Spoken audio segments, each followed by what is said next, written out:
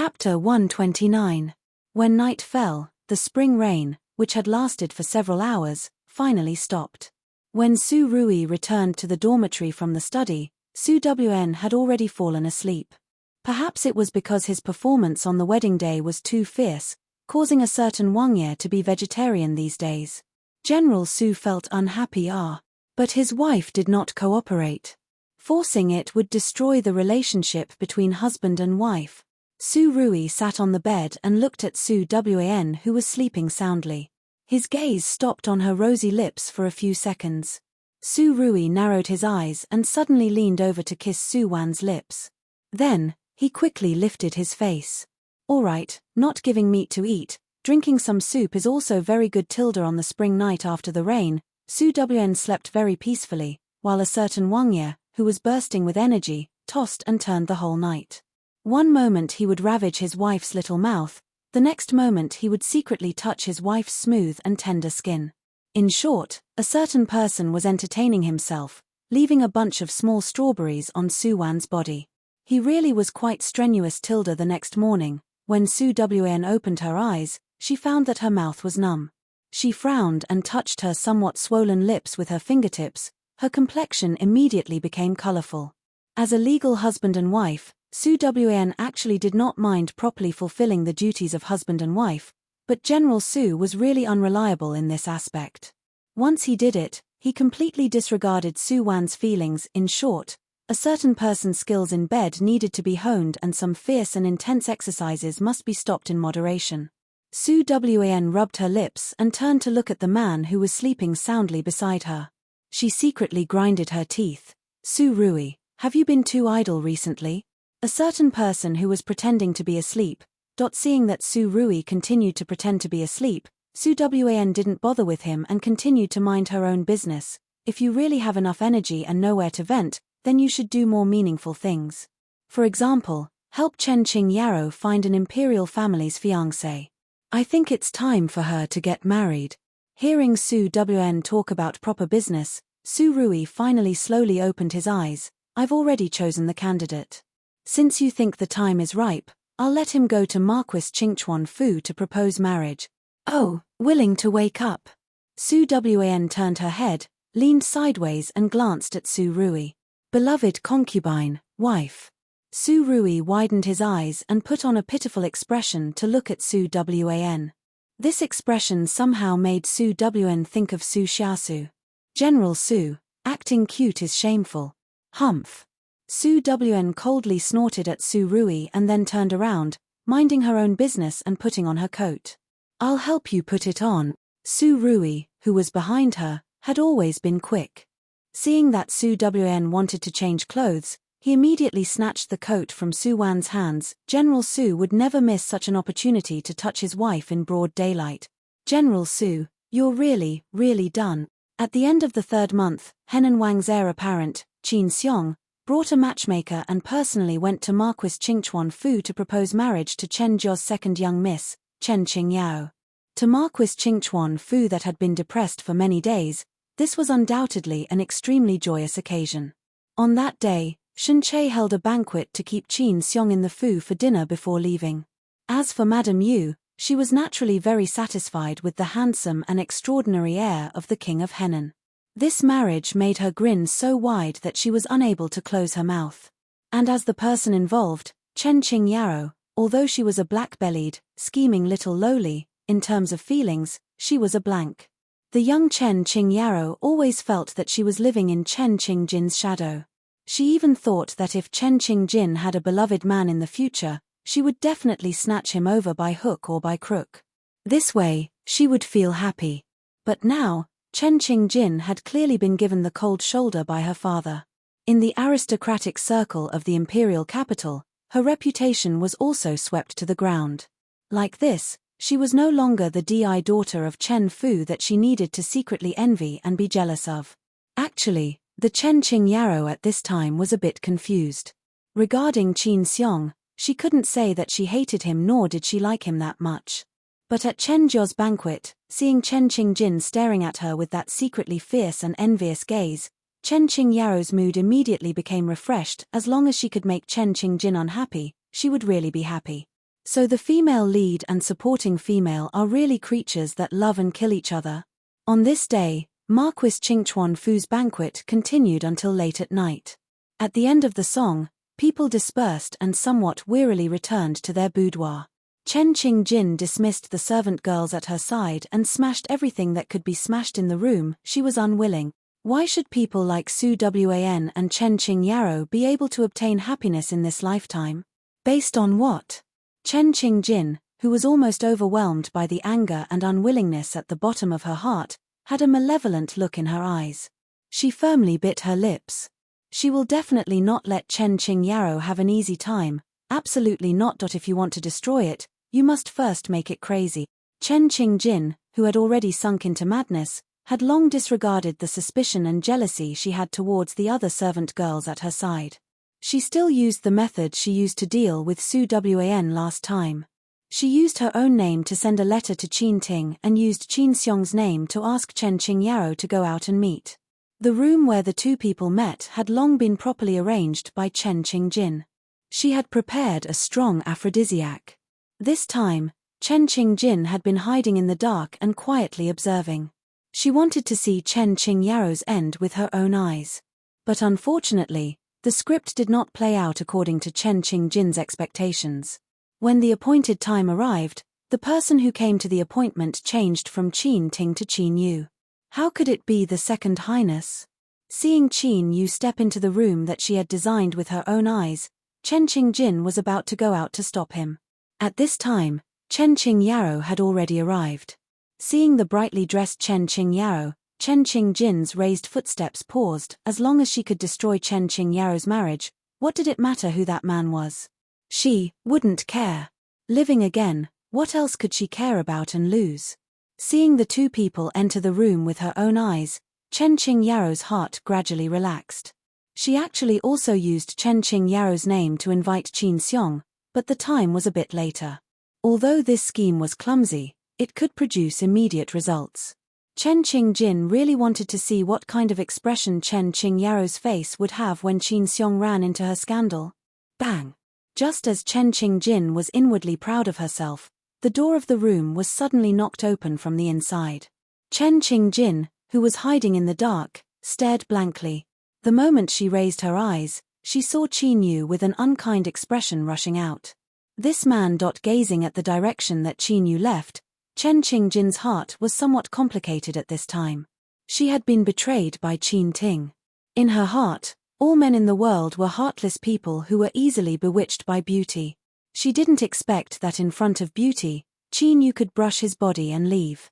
Qin Yu was a person worth entrusting, but right now, Chen Qingjin had no time to think. Right now, there was only Chen Qingyaro left in the room. Waiting for Qin Xiong to come, wouldn't it be easy for them? Chen Qingjin hesitated for a moment, but in the end, she still boldly walked out from the dark. She cautiously and slowly walked to the door of the room and stuck her head out from the side to look inside. At this time, the door of the entire room was wide open, but the room was empty. How could it be like this? Chen Qingjin was startled. She subconsciously rushed into the room. The fragrance in the room had long dispersed and Chen Qingyaro, who should have been in the room, had disappeared without a trace. Jie, are you looking for me? A mellow and pleasant voice suddenly came from behind her. Chen Qingjin slowly turned around and in the next moment, her entire body froze in place. Chen Qingyaro stood outside the door with a smile on her face. Beside her stood two tall and slender figures. It was impressively Qin Yu and Chen Yushu. Qingjin, I didn't think that you would really be so vicious. Chen Yushu looked at his younger sister with a face full of grief. Why did his most beloved younger sister become like this now? Where did that Qingjin who had no shrewdness in her heart go? Big brother, listen to me. Seeing Chen Yushu's figure, Chen Qingjin panicked. She quickly rushed in front of Chen Yushu, wanting to explain to him, but Chen Yushu coldly shook off her hand. You don't need to quibble anymore. I don't have a younger sister like you. Su Wan's matter was originally a knot in Chen Yushu's heart. Now that he saw Chen Qingjin use the same old trick to frame his other younger sister, Chen Yushu really gave up on this younger sister of his. There was already nothing worthy of his concern and nostalgia in this imperial capital. He should leave. Seeing Chen Yushu turn around and leave without the slightest hesitation, Chen Qingjin froze in place, tears involuntarily sliding down her face. Gidge, in this life, am I going to lose even you? After Chen Yushu left, Chen Qingyaro also followed and left. The current Chen Qingjin was no longer that naive and unaffected eldest young miss of Chen Jiao. The woman in front of her who was muddled by hatred and whose mind was filled with schemes and revenge was no longer worthy of Chen Qingyaro's envy and jealousy. When Chen Qingjin returned to her senses, only Qin Yu remained in front of her. Why haven't you left? Even the Second Highness intends to ridicule me? Chen Qingjin looked at the man in front of her, her gaze filled with coldness. Qin Yu didn't speak, only using his attentive gaze to look at the person in front of him whose face was covered with tears. I don't know why you want to do such a thing. If you are unhappy in Chenjiao, I will marry you. I will marry you. These 3 words sounded in Chen Qingjin's ears like a clap of thunder. She looked at the man in front of her in disbelief. Only after a long time did Chen Qingjin find her voice and somewhat trembled as she opened her mouth to ask, why? Why? Qin Yu was somewhat absent-minded just because his heart was moved for a split second. Even if he knew that she had done such a despicable thing, he was still willing to tolerate her. Just because she was the first woman that he, Qin Yu, fell in love with. The spring wind blew steeply and the chill was thick. When everyone had left this place of trouble, an enormous white tiger unhurriedly came out from the woods not far away. A certain Tiger King who was finally able to come out of the Wangfu to let loose once expressed that hiding in the woods to peep and whatnot was not Ben Wang's style. Only you humans would be this immoral. Truly too immoral. Right now, following at the white tiger's side, 2 immoral figures leisurely appeared. Both of them were draped in heavy cloaks. Today's big play, although Chen Qingjin personally wrote the script and she also put in a lot of effort to play the role of the tragic female lead, the real director and planner were Su Wan and Su Rui. After today's matter, Chen Qingjin had no way of continuing to stay in Marquis Qingchuan Fu. Right now, Qin Yu was Chen Qingjin's only salvation. Such a powerful and affectionate man, when she was in the most difficult and most dire straits, extended his hand to her. This was the beauty in a hopeless situation, but if one day, Qin Yu discovered that the Chen Qingjin he loved was actually not the real Chen Qingjin, who knows how he would feel? A person's feelings were fragile and would shatter with a touch, but at the same time, they were hard and indestructible. I love you, only because that person is you. I love you, not other people, also only because at that time, at that place, the person I met was you, not other people. Just like Su Wan and Su Rui, the beginning of every segment of fate was accidental, but also inevitable. Just like Qin Yu, this kind of good man who had the halo of a romantic male lead, his heart would only be moved once in his lifetime. Chen Qingyaro and Qin Xiong's marriage was originally set at the end of the 4th month, but the Second Highness suddenly proposed marriage to Chen Jiao and disrupted Chen Jiao's arrangements. The 2 people's wedding had no choice but to be postponed. Chen Jiao's 2 daughters married into the imperial family one after the other. This should have been a matter worthy of celebration, but the decline of Marquis Qingchuan Fu also started from this year. On the day Chen Qingjin married, Chen Yushu had already brought his army to the border. Towards his own younger sister, towards the imperial capital, he had already given up. On the night of the wedding, Chen Qingjin was like the first time she got married, nervously waiting for her husband. But for the entire night, Qin Yu did not take a step into the bridal chamber. The next day, Chen Qingjin heard from the mommy of the Wangfu that assassins had infiltrated the Wangfu last night and Wang Ye was almost assassinated. And at the critical moment of life and death, it was a black-clothed young lady who saved Wang Ye. Because of this, that young lady had been seriously injured and unconscious, and Wang Ye had been guarding her bedside without taking off his clothes. He had already guarded her for the entire night. 3 years later, Qin Mu Feng, whose body had always been robust, suddenly contracted a serious illness and passed away. Crown Prince Qin Yu ascended the throne according to his will. The new emperor ascended the throne and the court was in turmoil. The once declining Marquis Qingchuan Fu was suddenly put in an important position by the emperor. Many people did not know the inside story, But the people in the imperial family who were well versed in information knew the secret inside. It turned out that Chen Jia's eldest young miss, Chen Qingjin, who had married the second prince 3 years ago, was said to have never been favored in the Wangfu. The second prince had never even consummated the marriage with her. But under this premise, a year ago, Chen Fei suddenly became pregnant. The existence of this child was simply an insult to the imperial family. According to the rules of the imperial family, Chen Qingjin and her child would undoubtedly die. But in the end, the emperor summoned the second prince and the crown prince together into the palace. The father and son trio talked for a long time, and in the end, the lives of Chen Qingjin and the child in her belly were saved. The affairs of the world were so wonderful. With Su Wan and Su Rui's plan, the male lead Qin Yu fell in love with Zui Shui. Since then, he did not pay any attention to the female lead, treating her as nothing. But this also could not stop the female lead's exceptionally attractive cheat halo. In the end, Chen Qingjin, who was unwilling to be left out, still successfully paired up with one of the male supporting characters, the crown prince. The so-called past life and this life, everything was like a joke. Chen Qingjin was unwilling to accept that in her past life, she was crowned with the crime of adultery. She was even more unwilling for the child in her belly to be called a vile spawn. And in this life, everything was chosen by herself. Even if she felt that her conscience was clear, that she and the crown prince were truly in love, and that she and Qin Yu simply did not have the reality of a husband and wife. Even if she had thousands and tens of thousands of reasons, but in the eyes of the world, she was still that red-sleeved, fickle and shameless woman. The crown prince ascended to the throne and granted amnesty to the world. The other princes in the capital had already made plans to be exiled from the capital. But at this time, a mysterious army suddenly appeared outside the capital. The leader of this army was impressively Qin Hao. In 3 years, Qin Hao had already been reborn with Su Rui's help and controlled his own troops. This time, he wanted to use his own strength to personally take back the great rivers and mountains that should have belonged to his royal father. Standing on the highest observation tower in the capital, seeing the soldiers outside the city walls, Su Wan couldn't help but clench Su Rui's hand. The day Qin Hao breaks into the city, let's leave. In the same generation of the imperial family, the only person who could contend against Qin Hao was Qin Yu.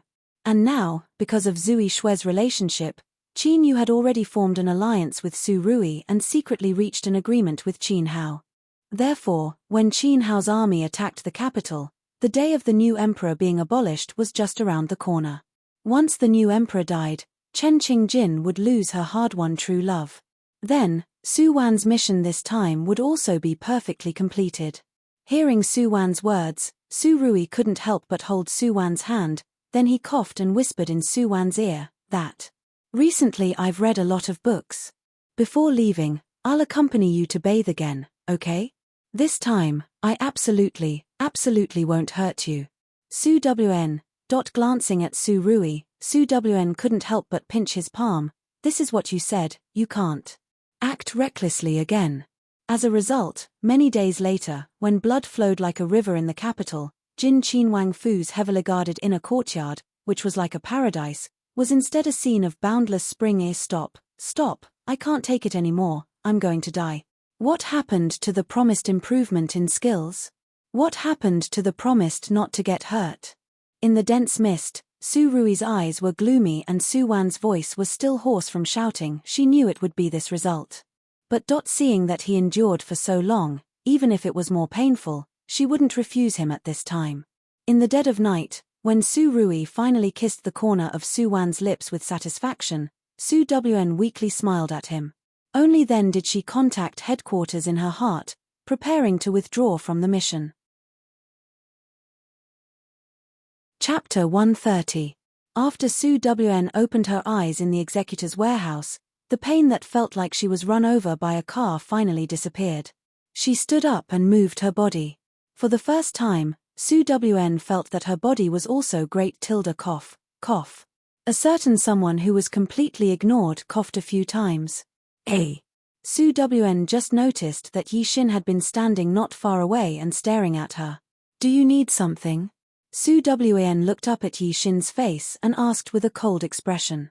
In each mission world, she could play a variety of people, but in the real world, Su Wan was actually a very cold person. Before meeting Su Rui, she had been living in her own world. She didn't have any friends and didn't need this kind of thing like friends. Really cold Tilda. Although Yixin couldn't help but ridicule in her heart, her face still raised a bright smile.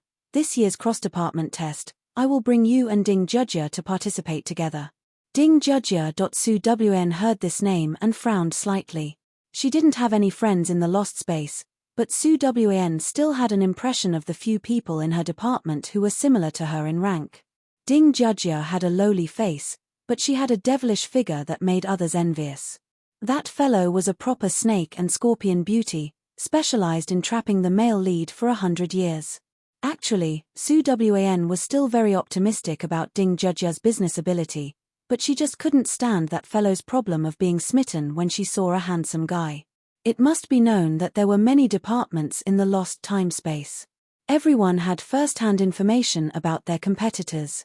And someone like Ding Jujia, whose weakness was extremely obvious, could easily be eliminated in the preliminaries. Seeing Su Wan frown, Yixin also knew what Su Wan was worried about. She stepped forward and raised her hand, wanting to pat Su Wan's shoulder, but Su Wan nimbly dodged it. Yixin. She suddenly felt vexed. What should she do? Cough. Clearing her throat, Yixin still looked at Su Wan with a smile on her face. This time, I will instruct Ding Jujia to pay attention to her image. Actually, I specifically waited for you here because I wanted you to help me think about how to deal with Shu Ce. On their side, Shu Ce should still be bringing Qimu and Yunsheng. Because everyone's golden fingers can't be used, those two people aren't a problem. But Shu Ce is very troublesome. You should also know that. In the lost time space, Shu Ce was a very special existence. Because after using the heart-burying box, even if Shu Ce entered the trial world, he would still not have a heart. He had no desires, and he had no flaws. The way to deal with him, Su Wan spread her hands towards Yixin with some difficulty. If I knew how to deal with him, I wouldn't be standing here, and he wouldn't live until today. Okay. Yixin heard Su Wan's answer. Although she had already expected this, she was still a little disappointed. Then I won't disturb you anymore. Oh, by the way, Ding Jujia is waiting to use cabin 3. I know. Su Wan nodded and walked out of the executive room. She had already told Su Rui in the last world that she would change to the number 2 executive room this time, so when she left here, Su Wan didn't feel nostalgic at all. As long as she thought that she could do missions with Su Rui in every world in the future and didn't have to be alone, Su Wan's usually cold face couldn't help but reveal a rare gentleness. At the door, Ding Jujia and Su Wan brushed past each other. Noticing the faint smile on Su Wan's lips, Ding Jujia, who had just walked to the door, staggered and almost fell at the door. Your mother, this baby must have had an illusion just now. Su Wan can also smile. Impossible, this is absolutely impossible. Tilda shaking her head, Ding Jujia habitually raised her wrist and looked at the new mission on her communicator. It's really boring recently. The handsome guys in the mission world are either brainless or abnormal. Tilda, it is said that there is a very fierce newcomer over there. He is extremely demonic and wild. How come I haven't met him even once after entering so many space-time spaces? Should I locate him next time? Should I? While Ding Jujia was struggling to locate a certain newcomer, in the headquarters of the plane restorer, Su Rui's newly bought locator had begun to flash, indicating that Su Wan had entered the mission. Su Rui smiled and did not hesitate to walk into his own execution room, number 11. His ranking had been stuck at this position because all the points were meaningless to him now. When Su Rui closed his eyes in the execution room and connected to the mission world, the door of the number 11 execution room was suddenly pushed open from the outside. Looking at the slowly closing execution room, Yunsheng couldn't help but smile bitterly. I'm a step late. As he spoke, he looked down at the stack of information in his hand that he had just copied from Shu Ce. This was the specific information of all the elite personnel in the other departments. Although he didn't know why CGE wanted him to give all this to Su Rui, seeing that Su Rui had entered the mission room, Yunsheng had to turn and leave. In the entire headquarters of the plane restorer, No one knew the real reason why Shu Ce recruited Su Rui. Yun Sheng was naturally the same as others. He didn't know that Su Rui had a natural golden finger that others didn't have. Su Rui's spiritual ability was naturally stronger than others, and his perception was also full of value. This also meant that no matter which spacetime he entered, no matter what the person he was looking for became, as long as he remembered that person's soul undulation, he would be able to easily capture that familiar spiritual undulation in a sea of people. Therefore, General Su opened a cheat, and in the cross-department trial, Shu Ce planned to use Su Rui, this deeply hidden trump card in the mission world. Su Wan was forcefully pushed awake by someone. Su Wan, hand in your homework. The slightly immature female voice carried a trace of timidity. Su Wan's consciousness gradually sobered up. Homework. What the hell is this? She couldn't help but raise her hand and rub her somewhat uncomfortable head. With her movements, everything in her line of sight gradually became clear. Su Wan realized that she was sitting in a clean and tidy classroom. There were a lot of seats in the classroom, but most of them were empty. Su Wan. It was still the girl from before. This time, her tone was more cautious. Are you not feeling well? Do you want me to take you to the school clinic? Do you want me to help you find teacher Wen? No, there's no need. Su Wan shook her head and looked at the girl wearing a blue school uniform suit and thick glasses with a slightly scrutinizing gaze. She should be called Shu Nuo, the class monitor of this class. The original owner's brain was still messy because of last night's hangover. Fortunately, Su Wan had roughly known the mission plot of this world before entering the mission. The plot of this mission world was very simple. The story took place in an aristocratic school. Actually, it had nothing to do with the school. The original owner Su Wan was the recognized campus belle of this school. Sure enough, the campus belle in the mission world was used as cannon fodder. As a campus belle, Su Wan was naturally surrounded by flower protectors. Her boyfriend, no, now perhaps it should be called ex-boyfriend. Su Wan's ex-boyfriend Luo Yu was the male lead in this world. He was a top student, a tall, rich and handsome top student, a cool and domineering top student. Originally, Su Wan and Luo Yu could be regarded as a talented man and a beautiful woman. Their family backgrounds were comparable and they were very well matched. But just last semester, this school called Fengheng Aristocratic College suddenly recruited a special enrollment student from outside. Special enrollment students have always been synonymous with poor ghost, bookworm and so on. They have always been disliked in aristocratic schools, but this time the special enrollment student was a little different. The female special enrollment student named Jiang Yu was not only outstanding in appearance, but also had outstanding martial arts skills. It was said that because she had been a martial arts substitute for a popular star, she was recommended by that star to be specially enrolled in this college. Tuition and accommodation fees were all free. The arrival of Jiang Yu changed the style of the whole school. As long as there is a fight, there will be Jiang Yu's figure. As long as there is a place to bully the weak, there will be Jiang Yu to help. As long as there is a stray dog or a stray cat, there will be the smiling and kind figure of the female lead. In short, she is light, she is electricity, she is the legend of Fengheng. In just one semester, Jiang Yu became famous in the school and was named the goddess of the new generation by many outstanding boys. Of course, Luo Yu also appreciated Jiang Yu very much at this time. Even after breaking up with Su Wan, Luo Yu immediately began to pursue Jiang Yu in a high-profile manner. But this is actually not the root of the contradiction between Su Wan and Jiang Yu. In fact, although the background of this world takes place on campus, all the main plots take place in the Su family. In D City, the Su family is also a famous family. Su Wan's father, Su Haicheng, started his business in a seafood restaurant. Now, the Su family's industry not only involves the catering industry, but also the department store industry and supermarket chain. Su Haicheng's wife, Wen Shu, was a lady from a famous family in D City. When they were young, both of them were enthusiastic volunteers for public welfare. Both of them had taught in remote villages, and it was at that time that they met and fell in love. Later, the two got married locally, and not long after they got married, they had Su Wan. Because Wen Shu's health has been poor, for the sake of his wife's body and his daughter's future, Su Haicheng decided to take his wife and daughter to leave the mountains and return to D-City to work hard. After many years of unremitting efforts, he finally has today's wealth and status.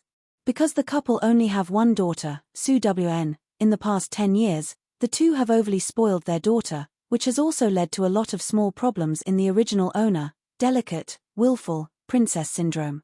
These problems weren't big, but they weren't small either. Because she had been spoiled since she was a child, the original owner never felt that she had any particularly big shortcomings. Until one day, the real female lead Jiang Yu appeared, and Su Wan's whole life was completely subverted. It turned out that Jiang Yu, who came out of the mountains, came to D-City to find relatives. All of this starts with Jiang Yu's life experience. She was born in a single-parent family and was raised by her hard-working mother.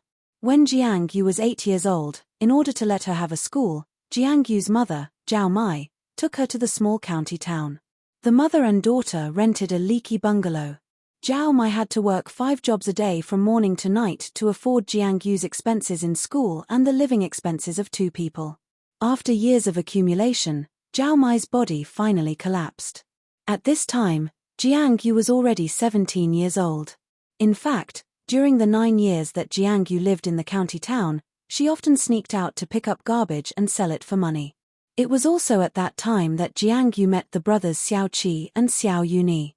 The father of the two was a local gangster, but he was hacked to death by an enemy in a fight. Since then, Xiao Qi and Xiao Yuni were adopted by a martial arts master. They relied on martial arts to support their family since childhood, and Jiang Yu naturally learned a lot of martial arts with Xiao Qi. Until Zhao Mai fell ill, the hospital said that if Zhao Mai wanted to get better, she could only do a kidney transplant surgery, and this surgery not only required a matching kidney, but also a large amount of medical expenses. Jiang Yu was desperate and went to the Xiao brothers for help. Xiao Qi lent Jiang Yu a sum of money and helped her find a job as a martial arts substitute. Jiang Yu finally made a sum of money, enough to pay the first hospitalization fee.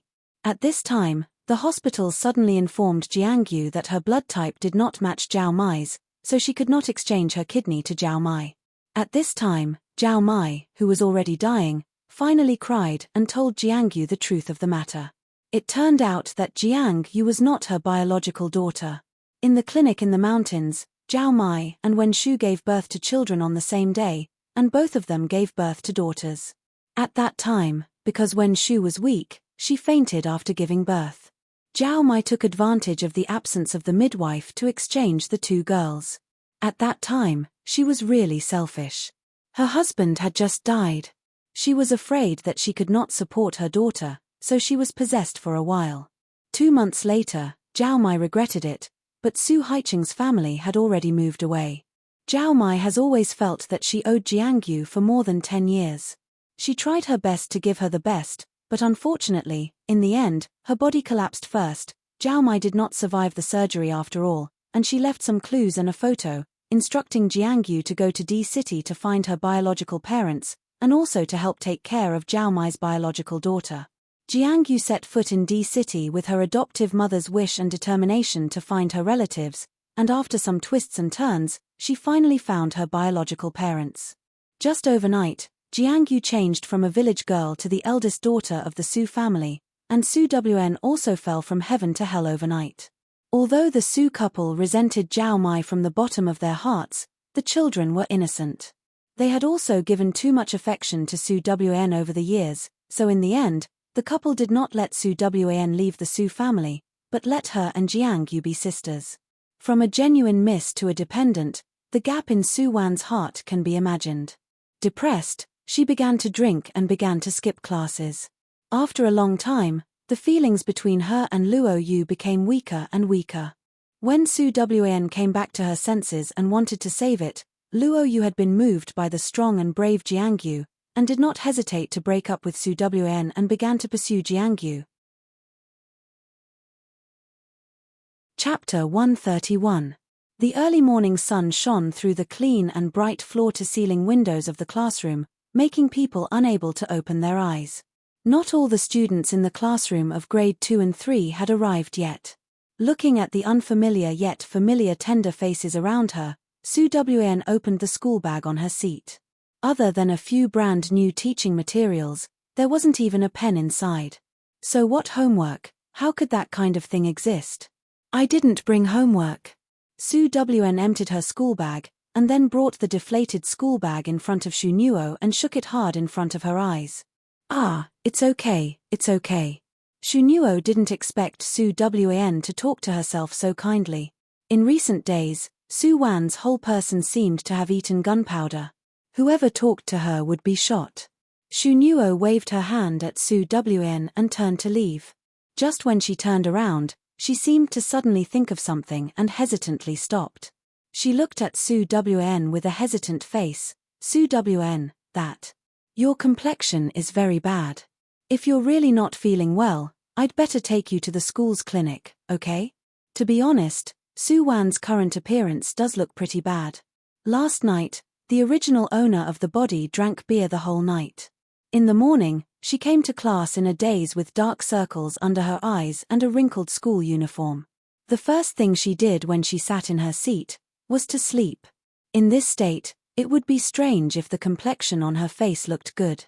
Feeling the concern and nervousness in Shunuo's tone, Su Wan couldn't help but smile at her. I'm fine, I will ask teacher when for leave. Wen Wenhao, T University's top student, the new class teacher of grade 2 and 3. In the memory of the original owner, teacher Wen is a very handsome and gentle man, but she must not know that this Wen Wenhao is actually the heir of a big family, and he will be one of Jiangyu's pursuers in the future. Speaking of the devil, Su Wan was thinking of Jiangyu, and Jiangyu's slender figure had already appeared at the door of the class. Yes, the two of them are still classmates. Jiangyu was tall and inherited Wen Shu's beauty. Although she wore a uniform blue school uniform, she stood in front of everyone with a distinctive aura. At this time, Jiangyu's beautiful eyes turned around the classroom. When she saw Su Wan's figure, her eyes immediately lit up, and then she went straight to Su Wan. Xiao Wan, why didn't you go home last night? Do you know how worried Mom and Dad were? Jiangyu's voice was very crisp. At this time, she did not deliberately lower her voice. With her question, the noisy classroom suddenly quieted down. He didn't go back for the whole night. If this happened to an adult, it would be a very normal thing, but they were still students. This year, everyone was only 17 years old, not yet adults. Most importantly, Su Wan was a girl, a beautiful campus flower. The beautiful campus belle stayed out all night and whatnot. This was definitely the best title to flood the campus BBS, okay? Feeling that the people around her were whispering, Jiangyu was also stunned for a moment, and then she awkwardly scratched her head at Su Wan. Xiao Wan, I don't mean that, I mean, Jiangyu wanted to explain something, but Su Wan suddenly put the empty school bag on her shoulder, and then stood up indifferently. I don't want to know what you mean, and it's not your turn to intervene in my affairs. Speaking of this, Su Wan did not look at Jiangyu, carried her school bag and walked towards the door of the classroom with her head held high. Xiao Wan, Jiangyu did not give up. She rushed to the door of the classroom and blocked Su Wan's way. Xiao Wan, the monthly exam is coming soon, you can't skip class anymore. Who said I was going to skip class? Su Wan lazily raised her eyelids at Jiangyu, and the corner of her mouth raised a mocking smile. I didn't bring stationery, can I go home and get it? Jiangyu, don't always be so self-righteous. A lot of things are not necessarily right just because you think they are right. Get out of the way. After saying this, Su Wan forcefully brushed away Jiangyu's arm that was blocking her and strode out of the classroom. Jiangyu stood at the door of the classroom, staring blankly at the direction of Su Wan's departure. At this moment, the expression on her face was full of grievance and sadness, but these negative emotions were quickly suppressed by her. She habitually patted her white cheek and smirked at herself. Jiangyu, you can do it. One day, Su Wan will like you. General Su is looking at you darkly. Do you feel it? Girl. As if to prove her determination, Jiangyu clenched her small fist again, and then smiled and turned back to the classroom. At this time, a straight figure was standing by the window of the classroom corridor, and Jiangyu's every move just fell into his eyes. What an interesting girl. The young man by the window muttered to himself, then turned around and slowly left. The playground of Fengheng campus is particularly large. In order to ensure the safety of the campus, the school prohibits cars from entering the campus. Of course, all rules are meant to be broken. Su Wan was wandering around the campus playground with an empty school bag, and a Porsche sports car rushed in the direction of the playground. Perhaps because there was no one else on the playground at this time, Su Wan, who was wandering alone, became a very obvious target. Creak. Accompanied by the roar of the motor and the shrill sound of the brakes, the red Porsche sports car stopped in front of Su Wan. Su Wan's face remained unchanged, and her eyes calmly watched a red-haired boy jump out of the sports car. This red-haired boy, Su Wan knows Ling Qing, the heir of Ling's enterprise, is also a third-year student of Fengheng School and one of the best friends of Luo Yu. Ling Qing is also an influential figure in Fengheng, and he, who has always been high-profile, will never be low-key when he can be high-profile. Su Wan, I haven't seen you for a few days. Why are you so down? When Ling Qing was in the car, he actually saw Su Wan's haggard face. When Su Wan and Luo Yu were together in the past, she had a lot of small problems. A delicate girl like her had never been the type that Ling Qing liked. Now that Luo Yu finally came to a realization and broke up with Su Wan, Ling Qing finally met Su Wan once, and naturally couldn't let go of the opportunity to ridicule Su Wan and embarrass her. In the face of Ling Qing's ridicule, Su Wan just looked at him quietly, then picked up her school bag, turned in a direction, and silently walked towards the school gate. There are not many other things in this world, but there are a lot of mad dogs who support the female lead. This Ling Qing will also be Jiangyu's pursuer in the future, and even because of Jiangyu, he and Luo Yu became enemies. Of course, how to compete for the female lead, whether it is 1, 3, 5 or 2, 4 or 6, this is the business of that group of men. The main thing Su Wan has to consider is actually where is Su Rui. Because there are too many supporting male characters who like, love, and openly or secretly love Jiangyu in this world, and many of these people have never been seen by the original owner, so Su Wan can't estimate Su Rui's identity at all. According to the original plot of this world, Su Wan is going to be killed by cannon fodder, and the reason why she is cannon fodder is because she doesn't know what's good for her and goes against Jiangyu again and again. In the near future, there will be many excellent men around Jiangyu. These men are stronger and more ruthless than one. The original owner Su Wan finally died in the hands of a gang boss, and the boss's acquaintance with Jiangyu was also very dramatic. At that time, the man's gang was in internal strife. He was seriously injured and fainted in the alley. Finally, he was kindly picked up by Jiangyu, who passed by after school and brought home. Chapter 132. Su family's villa is not far from Fengheng College. When Su Wan left the school gate, she sent a message to Wen Wenhao and asked for a class leave, and then took a taxi back to Su family. Early in the morning, Su Haicheng had already gone to the company to work. When Su Wan opened the door and entered the house, the hourly worker at home, Aunt Zhong, was cleaning. "Miss, you are back." Seeing Su Wan's figure, Aunt Zhong immediately put down the rag in her hand and looked at her nervously and respectfully. Aunt Zhong has been working in the Su family for several years, and she is also very clear about the temper of eldest Miss Su.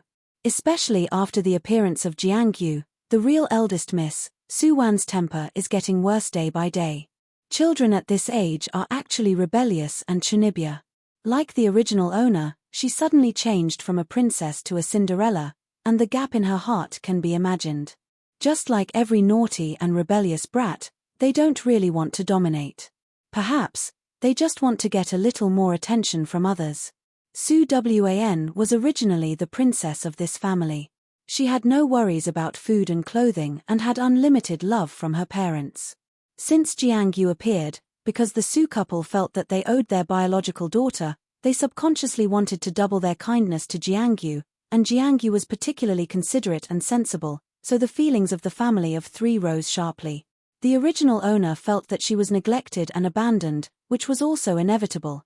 In fact, there are no parents in the world, and Su Haicheng and his wife are kind and enthusiastic people. In all honesty, they have treated Su Wan very well. In the original plot, because Su Wan was jealous of Jiangyu, She robbed her beloved people one by one, and she resented Jiangyu for robbing her parents, so she went against Jiangyu everywhere, and in the end, she embarked on a path of being cannon fodder. Su Wn? A gentle male voice interrupted Su Wan's thoughts. She stood in the living room and subconsciously looked up and saw the thin figure on the stairs. The man on the stairs was wearing a clean and fresh beige sweater, leaning against the stairs, slender fingers gently resting on the handrail of the stairs. Su Wan subconsciously glanced at his hands. These hands are used to save people, and at the same time, they are also sharp weapons for killing people. You're here. Su Wan retracted her gaze, and according to the tone of the original owner in her memory, she greeted the man indifferently. What's wrong? You don't even call me big brother anymore? The man on the stairs smiled warmly at Su Wan and then slowly walked down the stairs step by step. The man was very handsome and his brows had a rare elegance and gentleness. This kind of person's smile was like a spring breeze and it was hard for people to hate him. But, as it happened, Su Wan had an extremely strong vigilance towards this kind of jade-like gentleman. She couldn't help it. The shadow that Shu Ce left on her back then was too big. As long as she saw this cultured and refined noble son, she would feel a strong sense of disgust. Su Yu walked gracefully in front of Su Wan and looked at his cousin with gentle eyes. It was obviously the same face, but the girl in front of him gave Su Yu a very strange feeling. His eyes flashed, but his face still maintained the gentle smile as usual. Aunt's health is getting worse and worse. I just checked her and she fell asleep. Su Wan, if you have time, spend more time with her. Su Wan actually knew that when Shu didn't have much time left. Hearing Su Yu's words, Su Wan nodded seriously. I know, I will spend more time with her. With that, Su Wan stepped up to go upstairs. At the moment of passing, Su Yu suddenly grabbed Su Wan's shoulder.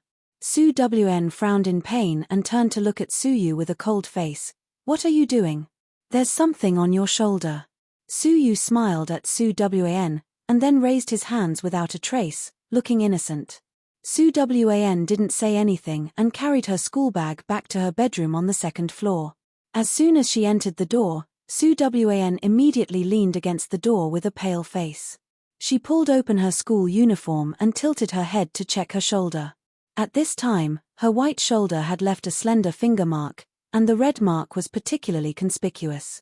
Su Wan drooped her eyelids, really an unfriendly guy. According to the mission plot grasped by Su Wan, Su Yu is a doctor on the surface, but in fact, he is an S-class killer who has been wanted by Interpol for many years. His existence is similar to an invisible plug-in. When the Su family is in trouble, he will take action. When Jiang Yu and her man are plotted against by the enemy, he will also take action.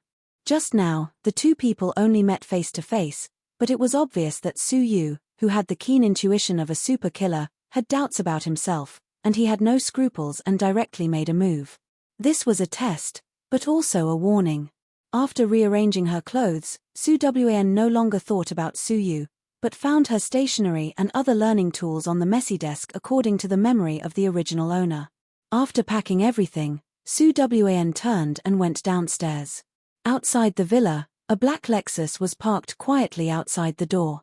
Seeing Su Wan coming out with her school bag, Su Yu, who was sitting in the driver's seat, smiled and lowered the window. Going to school? I'll take you. Su Wan didn't answer, but still walked silently to the car, opened the door and sat quietly on the back seat. Along the way, Su Wan leaned on the back seat and closed her eyes, and Su Yu was also very focused on driving. Neither of them spoke until the car stopped at the school gate. Su Wan still silently opened the door and got out of the car. Seeing that she was about to leave without saying a word, Su Yu finally said slowly, Su Wan, uncle and aunt have always regarded you as their biological daughter, you don't let them down. Su Wan's figure paused for a moment. She turned slightly sideways and glanced at Su Yu in the car. I know. Leaving these three words, Su Wan shook her head and strode away with her school bag on her back. Su Yu sat in the car and quietly watched the petite figure get farther and farther until it disappeared. He then retracted his gaze, raised his slender hands, crossed his hands and smiled softly. Obedient children are good children. If you don't obey, you can only disappear. With a flash of light in his eyes, Su Yu started the car and drove away. When Su Wn returned to the classroom, the second class was halfway through. She knocked on the door and didn't go to see the teacher's face. She went straight back to her seat and sat down. Then she took out the book from her school bag and listened attentively. The high school curriculum in this world is not difficult. As a person who has been taught by a special tutor, Su Wan has no pressure during the class. The morning passed by unknowingly. When the bell rang for the lunch break, the classroom was immediately filled with cheers. Everyone scrambled to get out of the classroom. At this time, a tall figure appeared at the door of Class 2 and Class 3 on time. When Su Wan and Luo Yu were together, she went to find Luo Yu during the lunch break, but now, Luo Yu has to report here every day. Of course, the person he wants to see is Jiang Yu. Sure enough, only favored people will have such preferential treatment. Seeing the figure of senior Luo Yu, all the boys in the class looked fanatical. When a person is too good, so good that you don't even have the courage to envy, jealousy, and hate, you can only worship him fanatically. And top student Luo is such a particularly excellent person. The entire Fengheng, regardless of men or women, can only bow to him. Su Wan has been sitting in her seat and slowly packing up her things. The school's schoolwork is just a waste of time for her. Now Su Wan is already thinking about her future path. She knows that the original owner has a zodiac card. The card stores her New Year's money and pocket money over the years. Now she has saved up 100,000 yuan. This money is enough for Su Wan to find a place to live outside and then slowly develop her career. Su Wan did not leave her seat, and Jiang Yu in the classroom did not leave either.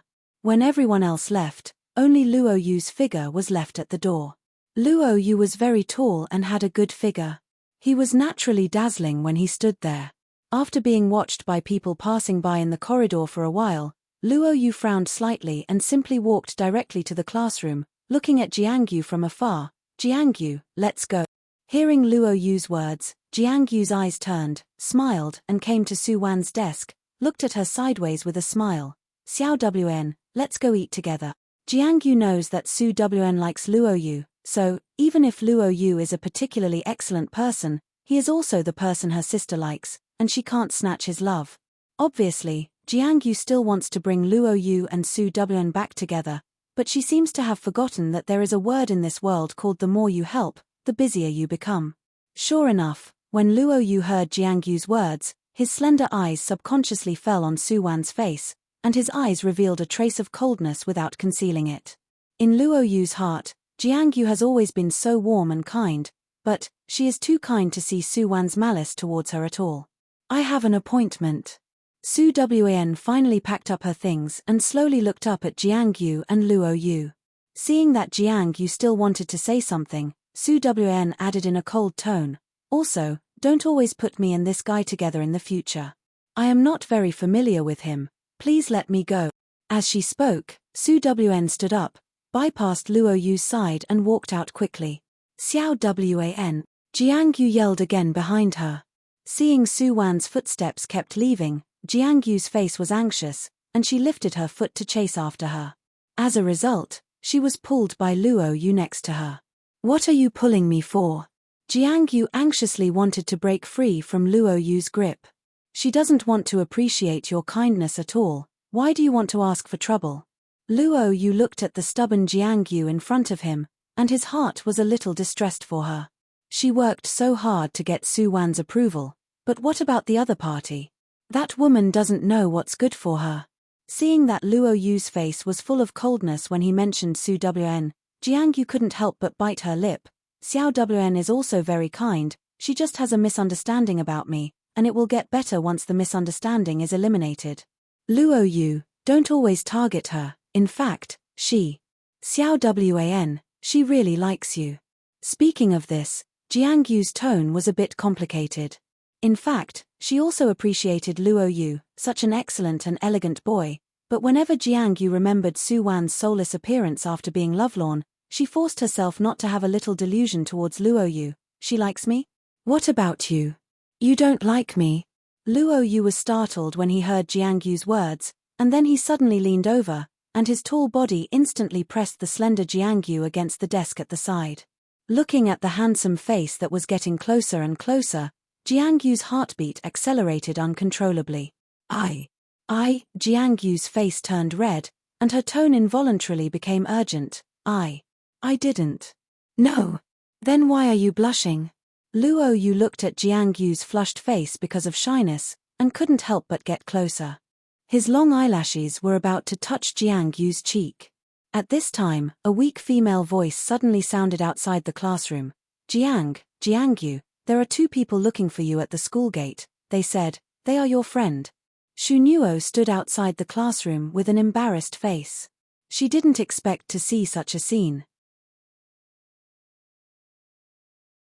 Chapter 133. Fengheng School has its own cafeteria, but the students in the school are still used to eating in private restaurants outside the school, and all the restaurants around this aristocratic school are very high-end. During the lunch break, there were a lot of people at the school gate. Occasionally, there would be people like Ling Qing driving a sports car and whistling through the school gate with beautiful women. Su Wan came out late. There were not many people at the school gate at this time on weekdays, but today there were a lot of people around the gate, and many people seemed to be watching the fun.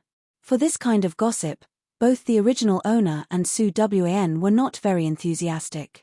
Just as Su Wan wanted to go around, Jiangyu's figure suddenly rushed from behind Su Wan. And then Luo Yu's tall figure followed closely.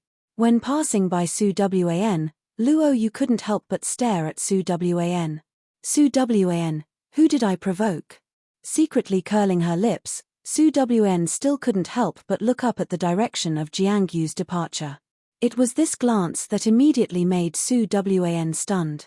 The afternoon sun was particularly bright. At this time, at the gate of Fengheng School, there were 2 tall figures standing side by side. These were 2 young people who looked only in their early 20s. Both of them were wearing cheap shirts and jeans, and the sneakers on their feet were also covered with dust. Such a dress looked like migrant workers who had just entered the city, with a dusty atmosphere, but these 2 young people were particularly handsome. The slightly taller young man had a cold face and calm eyes. Even if he was wearing such cheap clothes, it couldn't hide his innate sharpness. As for the other young man, he had a cute and handsome baby face.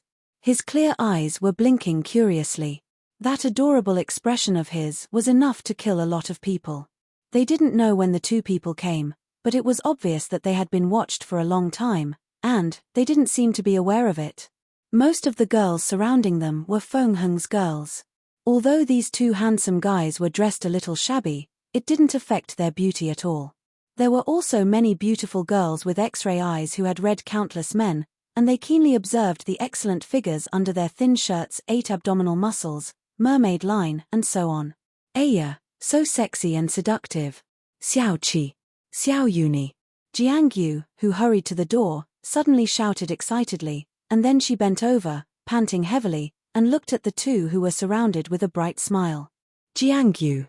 The Xiao brothers at the door immediately looked in the direction of the sound, and both of their faces showed a very surprised look. Even Xiao Qi couldn't wait to rush in the direction of Jiangyu. Xiao Yuni, who was behind him, was stunned for a moment, and quickly followed his elder brother. Jiangyu stood in the same place and looked at her childhood sweetheart whom she hadn't seen for many days. She had known them for almost 10 years. Needless to say, the feelings of the 3 people were naturally deep, but it was really the first time that Jiangyu saw Xiao Qi's always calm face showing such an impatient look. Big brother Xiao is really... Jiangyu smiled helplessly. Seeing that Xiao Qi's slender figure was already in front of her, she opened her mouth and was about to speak, but the oncoming man passed her without stopping and went straight behind her. Jiangyu was stunned in place, and Xiao Yuni, who followed his elder brother's footsteps, was also stunned. Big brother, is he okay? Although he has been weird during this time, he wouldn't really not know Jiangyu, right? Just when Xiao Yuni hesitated to call his elder brother back, he heard all the surrounding onlookers making a high-decibel scream. At this time, Xiao Qi had stopped in front of Su Wan. Without giving her any chance to speak, he had leaned down and kissed Su Wan's lips. His arms were very powerful, and he seemed to want to rub Su Wan into his body. At this time, Su Wan was held in someone's arms, and she was out of breath after being kissed. There were more and more people around, and even some people began to take out their mobile phones to record videos. Xiao Yuni was completely dumbfounded. With a pair of big eyes, he looked incredulously at the two people who were hugging and kissing in front of him. At this time, there was only one thought in his mind: bad, is Big Brother really crazy? How can he hug a person and kiss her? Will he be arrested by the police if he does this? Just when Xiao Yuni was worried, those who recognized Su Wan around him were even more noisy. The perverted young man kissed the fair, rich, and beautiful campus belle. Is this a counterattack? General Su, you are perverted, your whole family is perverted. At this time, Su Wan had been kissed until her face was red, and she was out of breath. Seeing that she was struggling, the person in front of her finally let go of her reluctantly. Su Wan. At the moment when Xiao Qi released Su Wan, Jiangyu immediately rushed to Su Wan, raised her hand and grabbed Su Wan's wrist. Xiao Wan, he is my friend, he didn't mean it, don't hit her. Su Wan, stunned for a moment, Su Wan looked at the excited Jiangyu in front of her with a strange look. Did I say I wanted to hit him? And, what do you mean by it wasn't intentional? He kissed me in front of so many people. This is my first kiss. Hearing Su Wan's words, there was a big uproar around, and even some people secretly turned their heads to look at Luo Yu, who was also standing in the crowd with a cold face. Oh, I seem to know something accidentally. For example, the first kiss or something. Jiangyu hesitated when she heard Su Wan's words. She didn't know how to solve the situation in front of her. God knows what kind of madness Xiao Qi had. How could he suddenly? Did he already know about the Su family, so he did this deliberately to help her embarrass Su Wan? I'll be responsible. At this time, a certain man who had been silent finally spoke faintly. He ignored Jiangyu's tangled face beside him, but stared at Su Wan's face tenderly. I'll be responsible for you. Your mother. This scene is really one climax after another. Originally, a perverted handsome man kissing the female campus belle was explosive enough. As a result, this handsome man is actually a friend of the campus belle's rival. Of course, this is not over yet. Now this handsome man is even talking nonsense about being responsible for the campus belle. Buddy, I admit that you are handsome, but being handsome can't be eaten. Have you seen our campus belle Su's ex? Yes, it's the tall, rich and handsome one in the crowd. You have to be at least half as rich and powerful as the top student Luo to dare to talk nonsense, right? While countless spectators were waiting for the handsome guy to be humiliated by the school bell, Su Wan narrowed her eyes and chuckled at the man in front of her. Okay, since you want to take responsibility, from now on, you are my, Su Wan's ma. Onlookers. Campus bell, this script is wrong. Bitter men. It turns out that this is the right way to pursue the campus belle. I really learned a lot today. General Su, what's with your expression of a flower inserted in cow dung? Yes, Xiao Qi is naturally Su Wan. When he entered the mission, he bitterly found that he had become the childhood sweetheart of the female lead, and there was also a silly and cute drag bottle beside him. Xiao Yuni was innocently shot. Chapter 134. Yijiangnan was a unique private home cuisine restaurant, located on the right side of Fengheng College. This restaurant was also a relatively famous brand of Su's restaurant chain. At noon, there were a lot of guests in the restaurant, and the Platinum VIP area on the third floor of the restaurant was much quieter than downstairs. Sitting in the luxurious and spacious private room, Xiao Yuni was like a curious baby, blinking his big eyes and constantly looking at everything in the room. In contrast, the four people around him seemed very silent.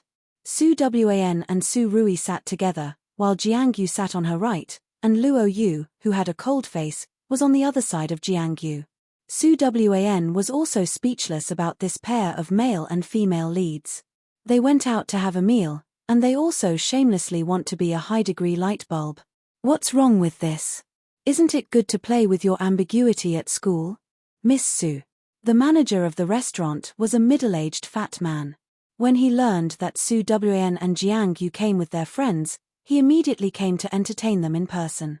As an employee of Su's, The manager was naturally fortunate to attend the banquet held by the Su family to welcome Jiang Yu. At the banquet, Su Haicheng admitted that Jiang Yu was his and Wen Shu's biological daughter.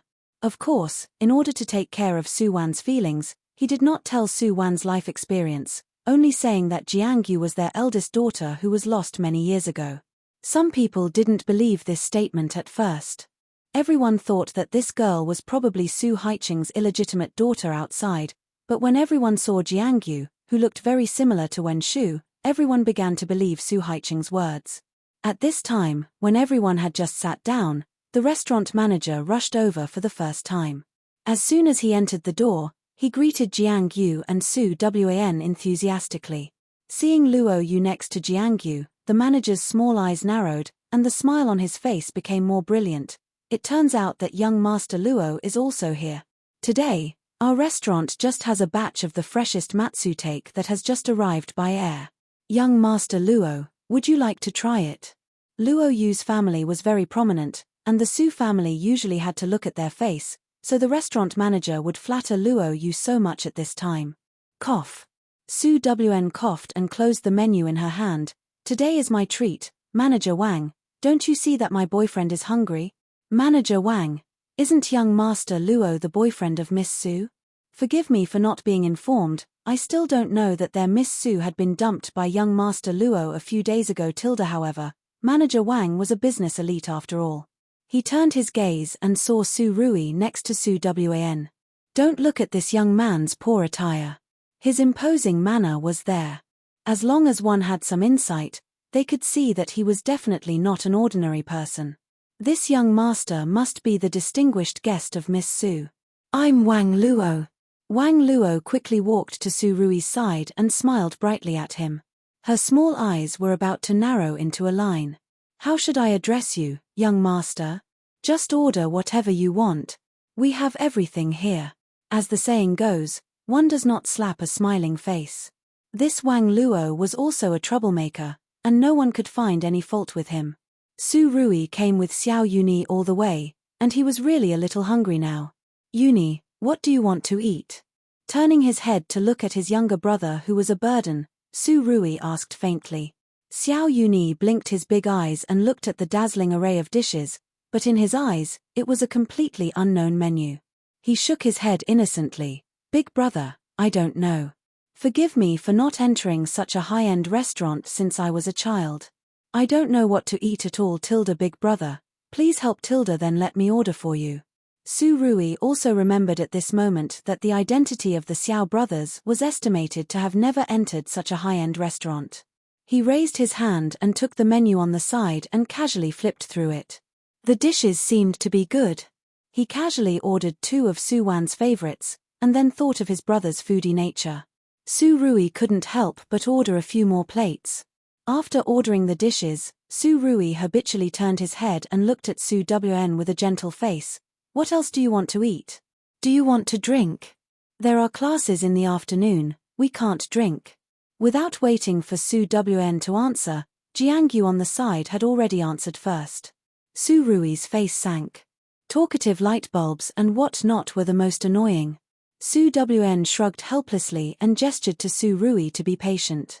Luo Yu, who had been coldly looking at Su Rui and Su Wan, looked at them without saying a word. Their every move as they sat there was completely unlike strangers they had just met. Somehow, the scene of Su Rui hugging and kissing Su Wan suddenly flashed in Luo Yu's mind. That scene made his heart inexplicably irritated. The original Su Wan was indeed very reserved and hypocritical. Her princess disease was very serious, but she could also be called a very elegant lady. In order to maintain her noble image as a schoolbelle, Su Wan's behavior had always been very decent. Even when she was alone with Luo Yu, she would only pull his clothes and hold his fingers when she acted coquettishly at him. At that time, although Luo Yu was not very tired of Su Wan's temper, in fact, he still felt that she was too reserved and boring. Today, in front of his eyes, Su Wan and another man who came out of nowhere kissed in public. This scene was indeed somewhat beyond Luo Yu's expectations. Moreover, when he thought that Su Wan and this man were very likely to have known each other a long time ago, or even when she was in love with him, Luo Yu's face became even worse. Su Wan, it's not the first time you two have met, right? Restraining the coldness in his eyes, Luo Yu raised his chin slightly. Although he was asking Su Wan, his eyes calmly fell on Su Rui's face. Although Luo Yu did not show much, the deeply hidden hostility and sense of superiority were accurately captured by Su Rui. Su Rui glanced at Luo Yu faintly, then put his arm on Su Wan's shoulder and looked at Su Wan's side profile with a smile. Dear, who is he? An outsider. Su Wan replied casually, then raised her hand and took Su Rui's arm off her shoulder. Eat obediently. After eating, I will help you find a place to live. Luo Yu. As an outsider who has been completely ignored by Su Wan, he expressed that he was very unhappy now. Although Su Wan did not give Luo Yu an answer, Luo Yu already had the answer he wanted in his heart. No matter whether the two of them knew each other before or not, Su Wan's performance at the school gate today and her current posture were obviously done for him to see. Is she planning to embarrass herself? At this time, Jiang Yu, who was sitting next to Luo Yu, had the same complicated mood as him. In Jiang Yu's memory, Xiao Qi has always been a very considerate, calm and secure big brother. During the days when she lost her adoptive mother, it was also Xiao Qi who kept comforting Jiang Yu to get out of the grief at that time, and now, the Xiao Qi in front of her made Jiang Yu feel strange. The big brother who used to smile gently at her now looked at her indifferently as if he was looking at a stranger. In the end, what happened to him during the days when they were separated? Chapter 135. Although Su Wan has no pressure about skipping classes, there is a good student and a meddlesome female lead by her side. Seeing that Su Wan wanted to skip classes to accompany Su Rui and Xiao Yuni, Jiang Yu first tried her best to dissuade her. Finally, she simply stayed by Xiao Yuni's side and didn't leave. She couldn't persuade Su Wan to repent and be saved, so she wanted to try the law by herself. For such a kind and persistent female lead, Su Wan is also intoxicated. In the end, Su Wan could only helplessly go back to class. Su Rui sent Su Wan all the way to the school gate. Before parting, he suddenly thought of something. He narrowed his eyes and opened his palm towards Su Wan. Now that I'm yours to support, you should at least give me a tip, Sugar Lord.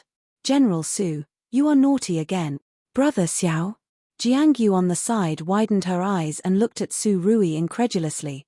Brother Xiao, are you short of money now? I still have some here. Jiang Yu began to rummage through her pockets. After a long time, she found 315 yuan. General Su, this is not enough to buy a tie for this general, okay? Seeing that Su Rui looked at her with a strange look, Jiang Yu subconsciously clenched the 100 yuan bill in her palm. Is it not enough?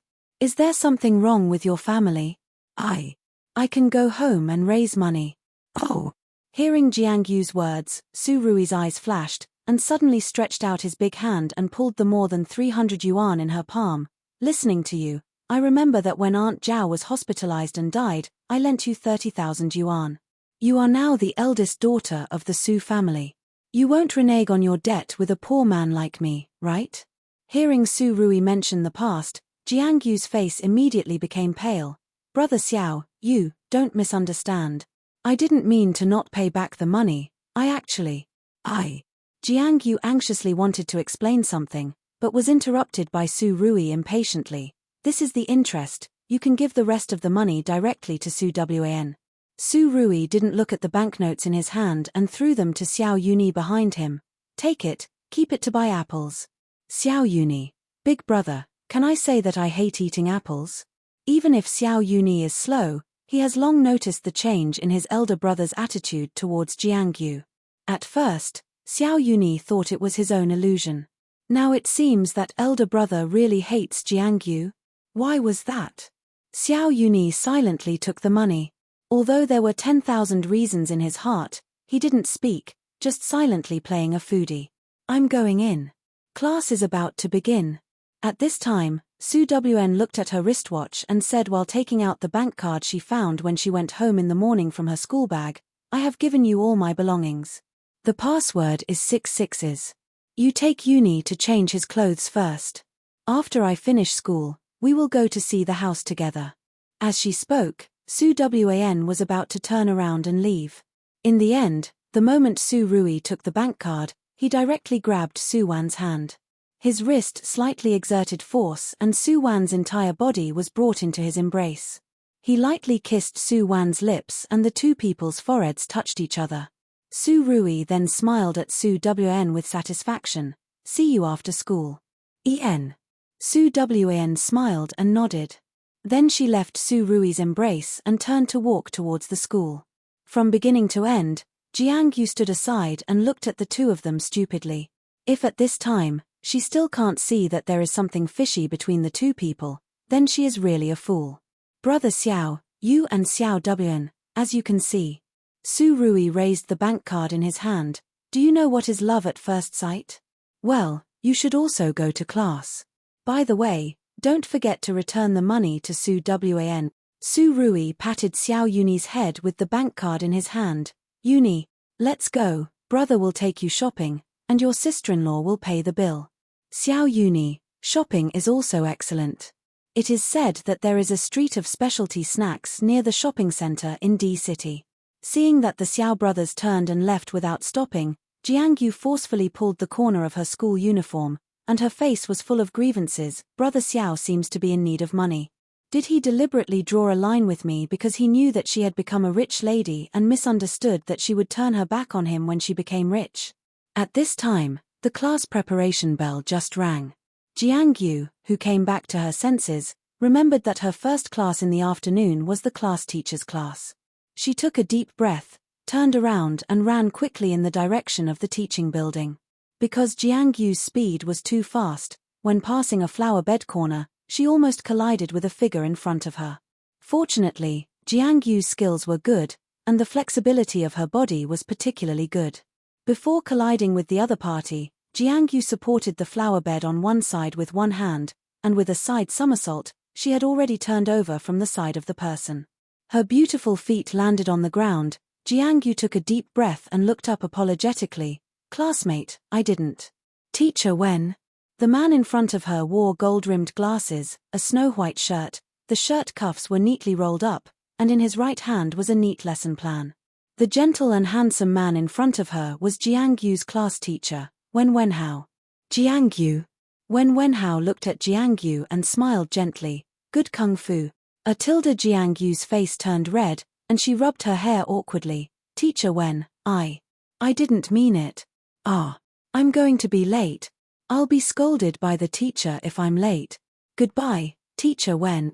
Looking at Jiang Yu leaving in a panic, when Wenhao pushed the glasses on the bridge of his nose in amusement, it seems that the teacher she was talking about is him, right? Jiang Yu, this girl, is really muddle-headed. At 2 o'clock in the afternoon, most students of all grades of Fengheng College were still in class. At this time, a variety of anonymous posts suddenly appeared in the most popular BBS on campus. The titles of these posts were particularly eye-catching, and there was only one protagonist in all the posts, that is Su Wan, the school belle Su Wan and the mysterious man kissed on campus. Who did the school belle give her first kiss to? There was such a thing. A rich and beautiful woman spent a lot of money to support a handsome young man. On the 100 Ways to Kiss the School Belle, the original poster personally, there were no secrets in the school, and the campus forum was the breeding ground of countless gossip and scandals. There were pictures and the truth about Su Wan and Su Rui, and it quickly became the hottest topic on Fengheng College. Therefore, when Su Rui appeared outside the school wearing a newly bought suit after school in the evening, it was no surprise that he once again encountered a strong onlooker from all walks of life. Chapter 136. D City is a first-tier city. The total price of a house in the urban area is more than 1 million, and to rent a decent apartment near Fengheng, the monthly rent is at least 4,000 yuan. After school, Su Wan accompanied Su Rui to leave hand in hand under the strange gazes of a group of onlookers. This was the first time Su Wan felt that Su Rui's hand was particularly big. Well, who let the original owner in this world be a petite schoolbelle, and at the age of 17, it seems that she hasn't grown up yet? Now Su Wan's height can barely reach Su Rui's shoulder. The height difference is really suitable for falling in love. The original owner was very knowledgeable about the high-end apartment near Fengheng, because after Jiang Yu lived in the Su family, Su Wn had been planning to move out, but there was no practical action yet. Now that Su Rui is here, Su Wan doesn't have to hesitate anymore. She directly took Su Rui and Xiao Yuni to find a 2-bedroom apartment that she had already chosen, and then paid the rent for half a year. The apartment is well equipped and belongs to the type that can be moved in with a bag. Su Wan has never been picky about where to live, and Su Rui has also accompanied Su Wan to live in the apartment several times.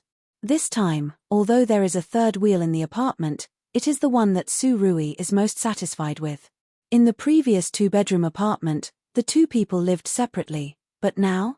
Of course, Xiao Yuni lived in one room, and he and Su Wan lived in the other. Because they had to welcome Su Rui, the 3 people went to Yijiangnan to have a big meal. After eating and drinking, they returned to the apartment. When Su Rui arrived, he only brought a simple salute. Fortunately, in the afternoon, he also bought several sets of clothes for himself and Xiao Yuni and 2 sets of brand new pajamas. However, Su Wan didn't prepare anything. In the evening, she planned to go back to the Su family to pack up first, and then officially move in the next day. But how could General Su let his wife leave? Xiao Wan, I miss you. As soon as they returned to the bedroom, Su Rui hugged Su Wan from behind, and his slender and powerful arms imprisoned her whole body in his broad embrace.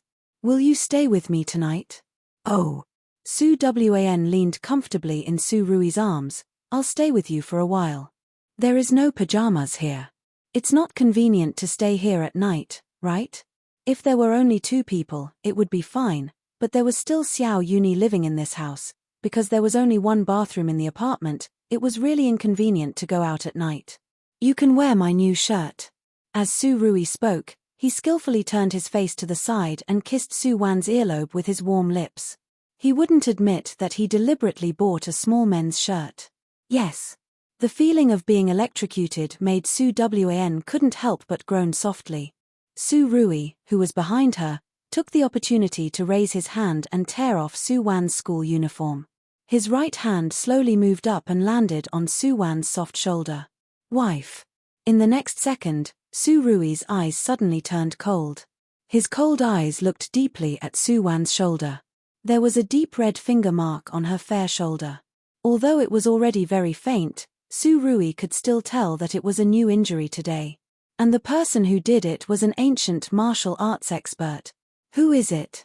The air in the room seemed to be frozen by ice. Su Rui's fingers gently and tenderly brushed the mark on Su Wan's shoulder. At this moment, the tyranny in his eyes could no longer be controlled. It's okay, it doesn't hurt anymore. Su Wan felt the rising murderous aura on Su Rui's body. She immediately raised her arms gently and turned over to hug Su Rui. This little injury is nothing. I am not a porcelain that will break at a touch. Is it Su Yu? Su Rui quickly went through the mission plot in his heart. Because the original Su Wan was just a cannon fodder in Jiang Yu's life, the interpersonal relationships around Su Wan were still simple, and the only person with this ability around her was only Su Yu. Hearing Su Rui's question, Su Wan had to nod. It's him.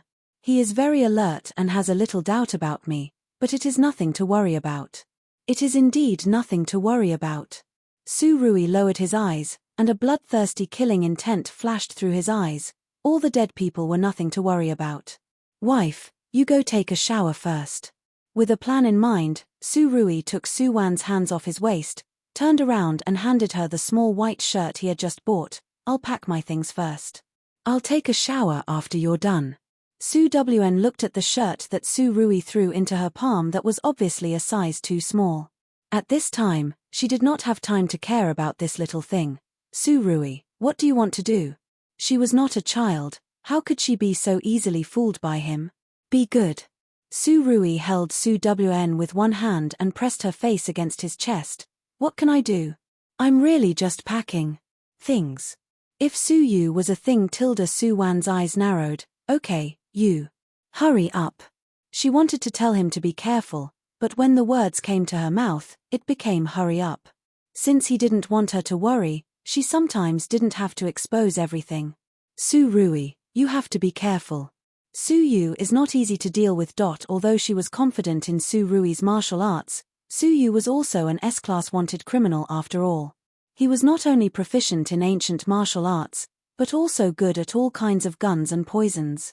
The reason why Su Wan didn't want Su Rui and Su Yu to face each other was simply that she didn't want to see Su Rui have any accidents. Just like how Su Rui felt distressed when he saw her injured, she also didn't want Su Rui to be hurt in the slightest. However, Su Wan also knew that once Su Rui decided on something, he would never give up. All she could do was to make him feel at ease. If she couldn't be a help, then remember not to let herself become a burden. I'm going to take a shower. Su Wan tidied up her school uniform and tightened the clothes in her arms. Before leaving the bedroom, she suddenly turned back and rushed to Su Rui. She tiptoed, held his face, and kissed him fiercely. You are this young lady's man. Everything you have belongs to this young lady. Without my permission, you are not allowed to lose even a strand of hair. Su Rui, who was suddenly attacked by Su Wan, froze in place. Until Su Wan's back left, he smiled and raised his hand to rub his lips. This girl was really ruthless. That kiss just now was not so much a kiss as a bite. Gently putting down his fingers, the gentleness in Su Rui's eyes gradually faded. He turned to the bedside and picked up the mobile phone that Su Wan threw on the bedside. From the address book, he found Su Yu's phone number and sent him a message. Where are you? I have something very important to tell you. After the message was sent, the other side quickly replied with a message. The message was very simple, just an address. As the saying goes, a crafty rabbit has 3 burrows. Su Yu had a lot of residences in D-City. Today, because he had a big operation during the day, he directly returned to a high-class apartment near the hospital that he temporarily rented after work. When he received the message from Su Wan, Su Yu had just come out of the bathroom and returned his address. Su Yu sat on the sofa in the living room and poured himself a red wine. He didn't know what Su Wan wanted to say to him, and he didn't need to guess anything. In his opinion, that girl was just a grasshopper jumping around but could be pinched to death by him at any time.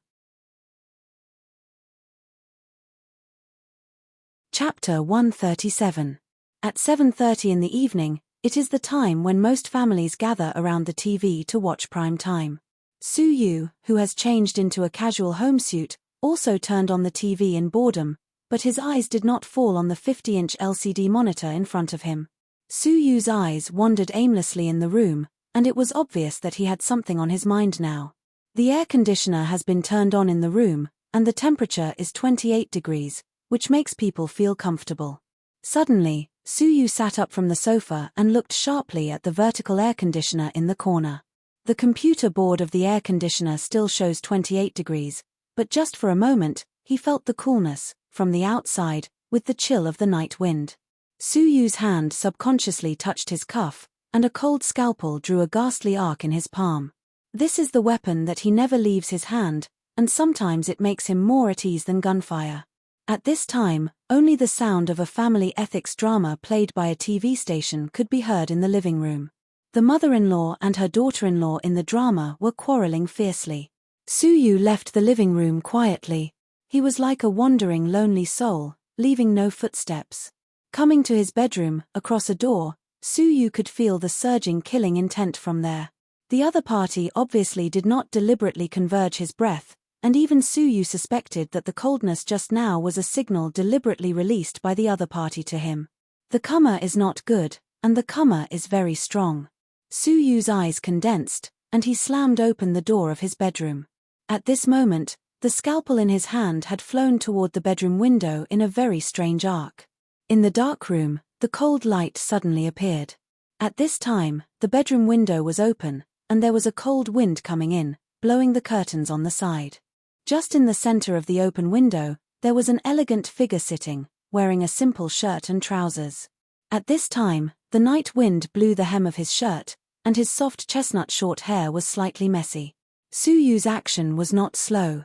He locked the other party's breath outside the door. At the moment of opening the door, the scalpel had been thrown out accurately.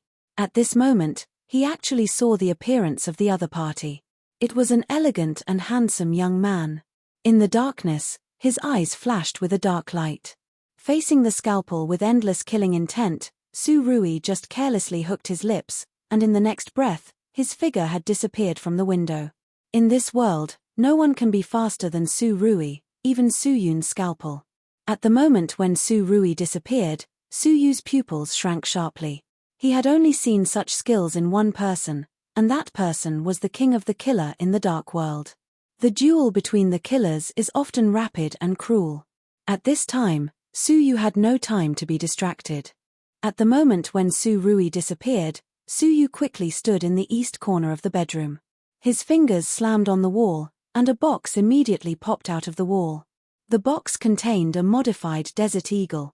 Holding the pistol in his hand, Su Yun's lips curved and said in a deep voice, "Su Yun, I will."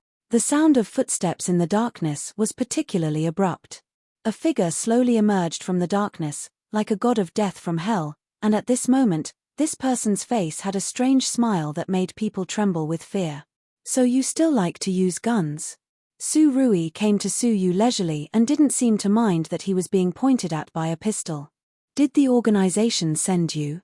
Su Yu looked at Su Rui, and his eyes became more and more cold and fierce. "Do you think I dare not shoot?" "You can try." Su Rui raised his eyebrows and raised his hands slightly, and the bullets slowly fell from his palms to the floor, making a crisp sound. "Oh." Su Yu saw Su Rui's fearless appearance and couldn't help but sneer. "You are really powerful, but unfortunately, this is my home." During the conversation, Su Yu suddenly threw away the pistol in his hand, revealing a miniature remote control in the palm of his hand. The red light on the remote control was flashing, which was particularly dazzling in the darkness. "I have installed remote-controlled bombs in the whole room. If you want to perish together, I welcome you at any time." Su Yu raised his eyebrows at Su Rui, and his face was full of confidence. "Oh, there are bombs?" Su Rui's eyes widened exaggeratedly, and then looked at Su Yu with a smile. "I can find your gun. Are you sure the remote control in your hand is still working?" Su Yu's face was ugly for the first time. His fingers hesitated slightly. It seemed that he wanted to press the remote control, but he was worried that the bombs would really explode. So everyone in the world actually cherishes their lives, and assassins are no exception. They can ruthlessly harvest the lives of others and treat all the weak as ants, but they cherish their own little life. Don't dare to press it. "I'll help you." Su Rui's eyes were cold, and the next moment he appeared in front of Su Yu like a ghost, grabbed his hand and pressed the red button. Boom. The violent explosion accompanied by the skyrocketing fire engulfed the entire room in an instant. For the first time, Su Yu's face showed a look of surprise. He watched Su Rui pull himself before the fire spread to the windowsill, and jumped out from the 8th floor. The direction was not down, his goal turned out to be the rooftop. The fire and the violent explosion have alarmed the entire building and all the pedestrians on the nearby streets. Not long after, there was a continuous siren sound on the streets of the urban area. "Why save me?" At this time, Su Yu stood in the middle of the rooftop and looked at the expressionless young man in front of him, and the expression on his face was somewhat complicated. Now he has to admit that there is always someone better than him. The young man in front of him is not at the same level as himself, and even the king of assassins he knew may not be his opponent. "Who said I wanted to save you?" Su Rui looked at Su Yu in front of him and couldn't help but sink his face. He blew up Su Yu's home just for the convenience of dealing with the aftermath. Now Su Yu is a dead man, and he was burned to death by the fire. "You!"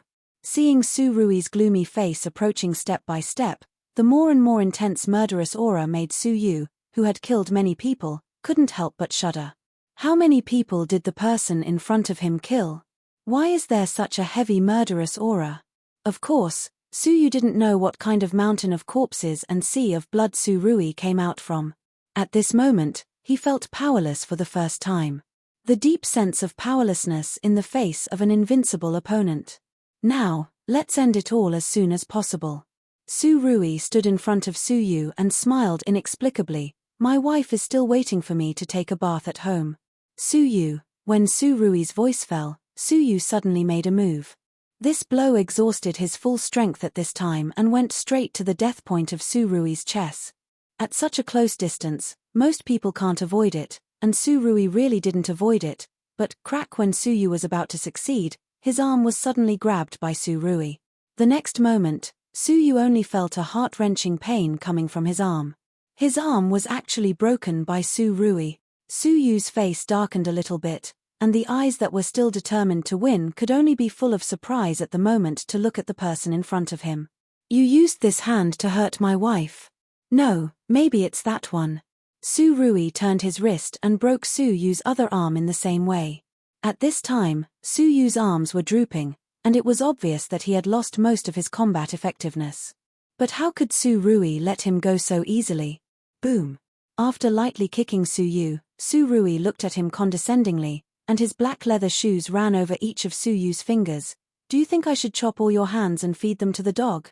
Or stew your whole arm and feed it to the dog? Su Yu, can you not be so cruel?" "Oh!" Hearing the sound of the fire engine downstairs getting closer and closer, Su Rui suddenly whispered in annoyance, "I think I wasted a lot of time. If I go back late, my wife will be angry. Do you know how to coax her when she is angry?" Speaking of this, Su Rui suddenly bent down and stared strangely at Su Yu, who had fallen to the ground and vomited blood. "I'm going to write her a love letter, a blood letter." With that, Su Rui's palm turned over, and a scalpel with a cold light had appeared in his palm. "This is the weapon that Su Yu has carried for many years. I'm going to bleed you dry and write a 1,000-word love letter. Then, I'm going to use this knife to cut off your flesh piece by piece, break your tendons, and pick off your bones. Then, I'm going to put them in a Ziploc and bring them to the alley to feed the wild dogs. Su Yu, who can tell him where this madman came from? You, who the hell are you?" At this time, Su Rui had begun to bleed Su Yu with a scalpel. Su Yu, who had done surgery and killed people all his life, felt the sadness and despair of those weak people facing death for the first time. "Who are you?" This may be the only thing he wants to know at this moment. "Oh, hee." Su Rui just smiled and looked at the blood on the blade. His eyes were scarlet and scary. "It doesn't matter who I am. What matters is you. You hurt the lover I care about most." Chapter 138. When Su Rui returned to the apartment from outside, he had changed his clothes from head to toe. Don't ask General Su how he did it, he wouldn't tell you even if you asked. Opening the bedroom door, not surprisingly, Su Wan was sitting on the bed. She had changed into the white men's shirt. Seeing Su Rui come back, Su Wan suddenly stood up. A pair of snow-white straight legs almost dazzled Su Rui's eyes. "You're back." Su Wan's eyes looked up and down at Su Rui. Seeing that his complexion was very good and his body didn't seem to be injured, Su Wan heaved a sigh of relief in her heart. "Waiting for me?" At this time, Su Rui had already restrained his murderous aura. In front of Su Wan, he was always the man who would only smile gently at her. Slowly walking to Su Wan, Su Rui raised his hand and rubbed Su Wan's long hair. "Why didn't you take a bath?" Her hair was dry and didn't look like she had just washed it not long ago. Hearing Su Rui's words, Su Wan lowered her eyes and her tone was a little weak. "If you don't come back, who will help me take a bath?" "You are, but you are being covered by this lady, Wu." Su Rui's kiss blocked Su Wan's words. He kissed her hard and carried Su Wan's whole body with both hands at the same time, turning to leave the bedroom and walking towards the bathroom. In the bathroom, warm water constantly flowed out of the shower. Su Rui held the shampoo in one hand and gently rubbed Su Wan's long hair with the other. The plentiful foam flowed along her waterfall-like black hair and onto her back, leaving white traces on Su Wan's fair and smooth back. It looked especially seductive. "Wife, you're so beautiful." Su Rui couldn't help but kiss Su Wan's hair. Su Wan's cheeks, which were flushed by the water vapor, couldn't help but become redder. "Su Rui, do you want it?" Although she didn't ask about Su Yu's ending, Su Wan felt that Su Yu had completely disappeared from this world now since Su Rui made a move. Even if Su Rui tried his best to restrain himself, he, who had just killed someone, would inevitably be stained with a trace of blood. Su Wan remembered that there was a saying, "Unable to repay, I can only repay with my body. She had always used all her strength to love Su Rui, but most of the time, she felt that she didn't give enough because Su Rui never needed her to do anything for him. He didn't need anything else. He just needed her to love him well, and that would be enough. Facing this kind of lover, Su Wan felt that she really had reached the point where she couldn't repay him. Wife. Su Rui helped Su Wan wash her hair and tightly hugged her under the shower. Men are animals that can't control their lower bodies, especially in front of their most beloved woman, but let's sleep after you're done. Su Rui whispered in Su Wan's ear. Many men liked youthful and even immature bodies, but Su Rui knew his own situation. As long as that person was Su Wan, he wouldn't be able to control his strength and would easily hurt her.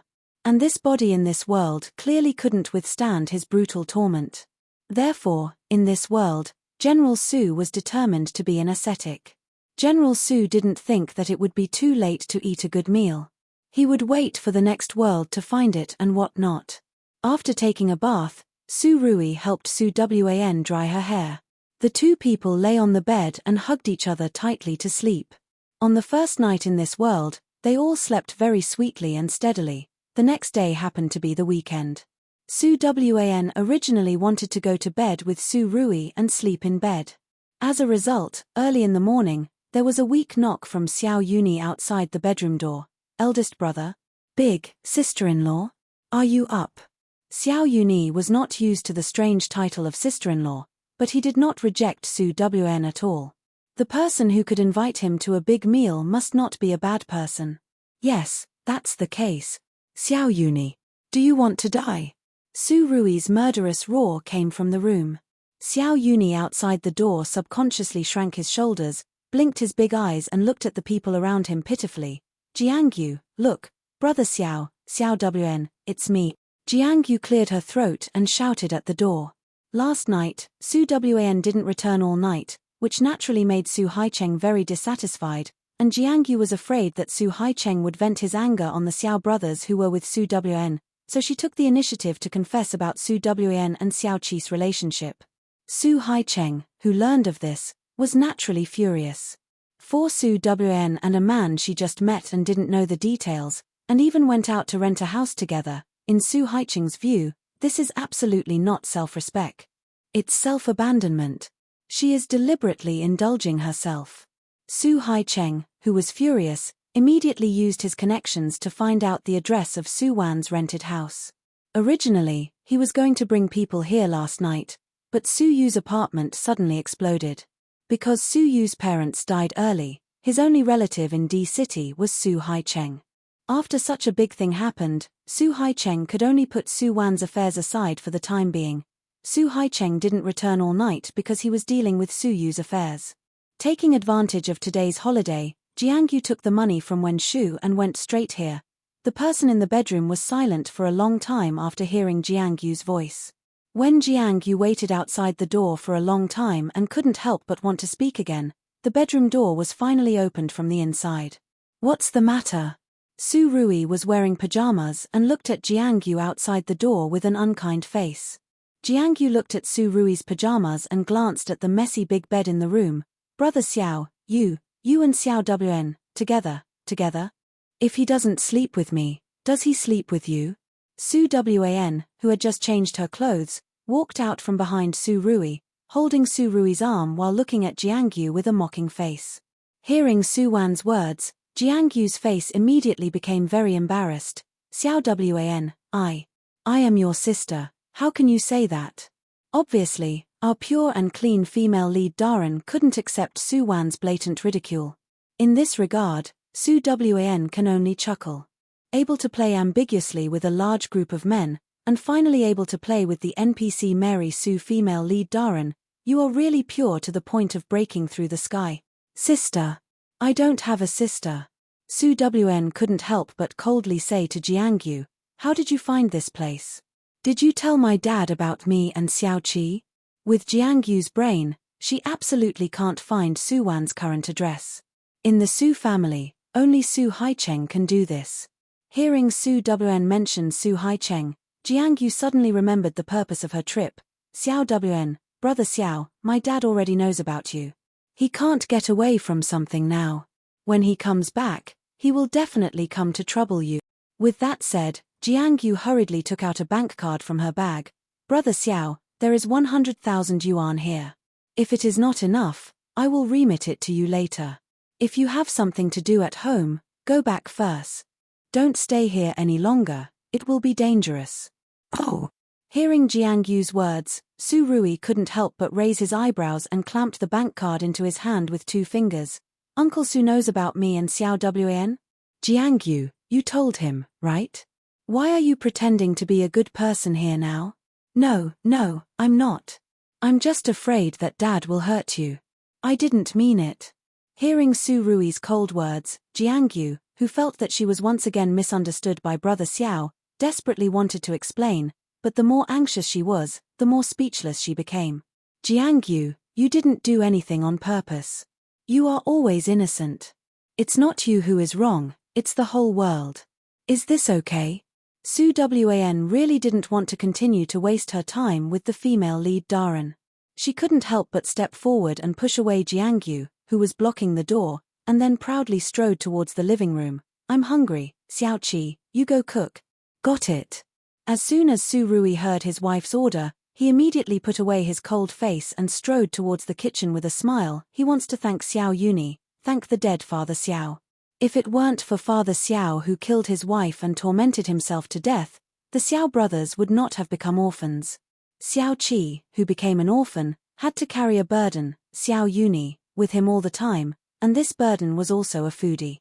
Therefore, thanks to the blessing of Xiao's father and Xiao Yuni, Xiao Qi began to earn his own living since he was a child, and he also practiced very good cooking skills. Chapter 139. Su Yu's death was finally officially classified as a gas explosion. What Su Haicheng received was only a pile of ashes that could not be identified. He did not doubt anything about Su Yu's death. After all, Su Yu had always hidden himself very well. Su Haicheng always thought that his nephew was just a doctor with profound medical skills. In a place that Su Haicheng could not reach, at the Interpol headquarters, the bounty for the killer codenamed Scorpion was withdrawn overnight, and the bounty was transferred to a secret account in Huaxia on the same day. Well, this is the bounty, the first money that General Su has earned in this world, a reward of $1 million. It turned out that Su Yu's life was only worth this much money. General Su was very dissatisfied with this. Playing with the encrypted version of the communicator that was taken from Su Yu's home, Su Rui's eyes flashed again and again. Do I get more bounties by taking over the entire killer organization? Or simply join the organization instead of Su Yu, and take on tasks in the organization to earn more task gold? This is really a difficult choice. For General Su's entanglement, Su Wan only wanted to say one sentence: all the bonuses will be confiscated and confiscated. A man who doesn't give all the money to his wife is not a good man. Of course, the financial power of the family should be handed over to my wife.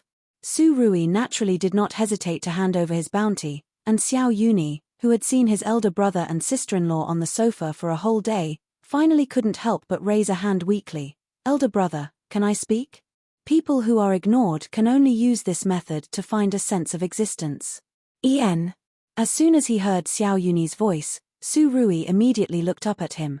Yuni, do you want money too? Su Rui didn't hate his nominal younger brother. If he really wanted money, Su Rui would never refuse. No. Hearing his elder brother's words, Xiao Yuni immediately waved his hand desperately, then he raised the phone in his hand in front of Su Rui and shook it. The baby face showed a rare serious expression. Elder brother, Director Chi has called more than a dozen times, asking us to go back and finish the part, or we will be charged for breach of contract. Only then did Su Rui recall that he left a film crew. It seemed like this film crew was a huge production worth hundreds of millions, and the penalty for breach of contract wasn't small. Thinking of this, Su Rui lowered his eyes, his fingers subconsciously circling Su Wan's hair. Wife, what do you think? You have to listen to your wife's arrangements for everything. General Su, you are a proper slave to your wife. Yuni, you go back. Su Wan, who was lying on Su Rui's legs, didn't even lift her eyelids and replied without hesitation. Xiao Yuni, hey, this cute thing is being despised by my sister-in-law. She must be despised, right? As expected, it's shameful to be a third-wheel Tilda. Hearing Su Wan's words, Xiao Yuni felt sad, but Su Rui on the sofa suddenly brightened his eyes. Forgive him for being full of his wife these days and forgetting the life trajectory of other people in this world. According to the mission plot that Su Rui knows, the Xiao brothers will always develop in the entertainment circle, and it is the movie that is being filmed now that will make Xiao Yuni famous overnight. In the original plot, during the shooting of this movie, the actor who played the third male lead had a serious car accident halfway through the shooting of the film and could not continue to complete the shooting. At that time, director Chi couldn't find a suitable actor with a schedule. At this time, Xiao Qi took the initiative to recommend his brother, because Xiao Yuni happened to be the stand-in for the third male lead at that time. Originally, the famous director Chi would not notice this unknown stunt double who only showed his back in front of the camera. This time, he really had no choice but to agree to let Xiao Yuni try a few scenes. As a result, when Xiao Yuni changed his style and came out of the dressing room, all the partners on the set were shocked. This baby face, was it specially made for the third male lead of this movie? It was simply a god's restoration. Director Chi decided to replace Xiao Yuni on the spot, and Xiao Yuni, who had been a stand-in for many years, did not have stage fright in front of the camera. The two sides cooperated very happily for the first time. When this blockbuster was released at the end of the year, most of the audience went to see it because of the famous director's big production and the leading actors of the Heavenly King and Heavenly Queen. This movie, called The Chaos of the Imperial Capital, described a treacherous palace change. The first male lead, as the Crown Prince, strategized the country, and the second male lead, as the second prince, was also ruthless and cunning. However, in the end, the audience was moved by the sixth prince, who had the least number of scenes. For the first time, he was wrapped in a furry snow-white fox fur, coupled with the innocent baby face, which made people feel pity at first sight. He was the son of a palace maid and was bullied in the imperial city, but he wore a bright smile every day. Such an innocent and lovely little fresh meat, who always surrounded the Crown Prince and softly called Brother Crown Prince, quickly captured the hearts of most female audiences. However, the next plot took a sharp turn. The Eastern Palace caught fire in the middle of the night, and the Crown Prince was assassinated in the palace. When the female lead came to escort the emperor and used a long sword to lift the assassin's mask, everyone was dumbfounded. The sixth prince, dressed in black, still had a baby face, but at this moment, his eyes were indifferent without a trace of humanity. "Brother Crown Prince, are you in pain?" It was still that soft voice, but at this moment, when it came out of his mouth, it was so cold as ice. Brothers killing each other, this was the sorrow of the royal family. Just when many people felt sorry for this character, the sixth prince gave everyone another surprise when the movie was about to end. At this time, the second prince's rebel army had already arrived at the city. He controlled all the forces of the Crown Prince. He thought that this time he could break into the imperial city in one fell swoop. But in the middle of the night, the fire was bright, and a large group of troops suddenly rushed in from all directions. The person who rushed with this group of reinforcements was not someone else, but the sixth prince, who should have been imprisoned by the Crown Prince in the imperial clan court. Under the light of the fire, the young man's face showed a serious expression for the first time. He said, "Second imperial brother, just admit defeat. From the beginning, you lost, because you don't have the heart of a king." This palace change, which had many twists and turns, finally ended with the Crown Prince successfully ascending to the throne and marrying the female lead. But when they came out of the cinema, almost all the female audience cried until their eyes were red. Poor little sick. Director, screenwriter, give me back my sixth prince. It turned out that in the big ending, the second prince, who was forced into a corner, directly ordered people to capture the female lead in order to threaten the Crown Prince. And at such a critical moment of life and death, it was the sixth prince who bravely stepped forward. In the end, although he successfully rescued the female lead, the sixth prince also died tragically under the second prince's sword. At that scene, blood dyed his innocent and pure face red. The young man just looked at the person beside him seriously, smiled and raised his hand. Since he was young, He was a cold prince who was not loved by anyone. His birth was a mistake.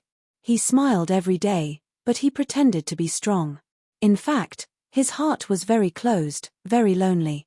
And in these years, only one person really gave his family warmth, let him know the true meaning of family. That person was his brother, the Crown Prince. Finally, at the end of his life, he smiled and closed his eyes in his brother's arms. In the next life, let's still be brothers, okay?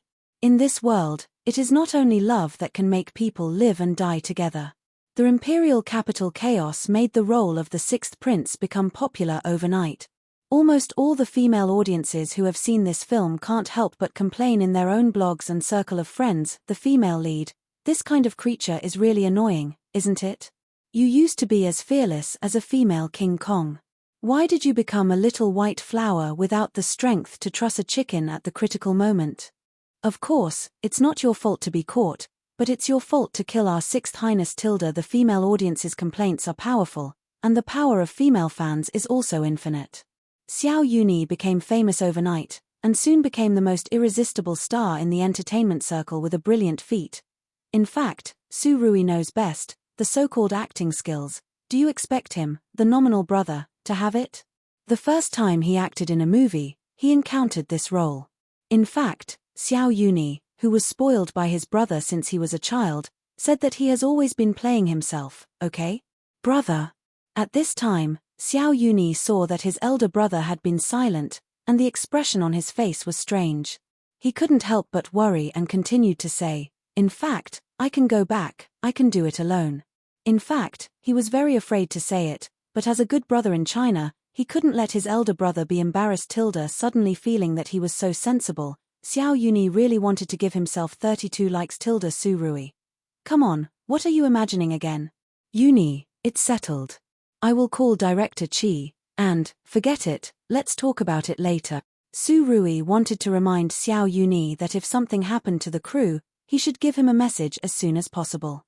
For example, the third male lead had a car accident, but Su Rui thought about it and did not mention it.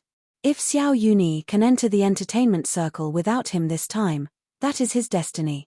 And if he loses these opportunities, it doesn't matter.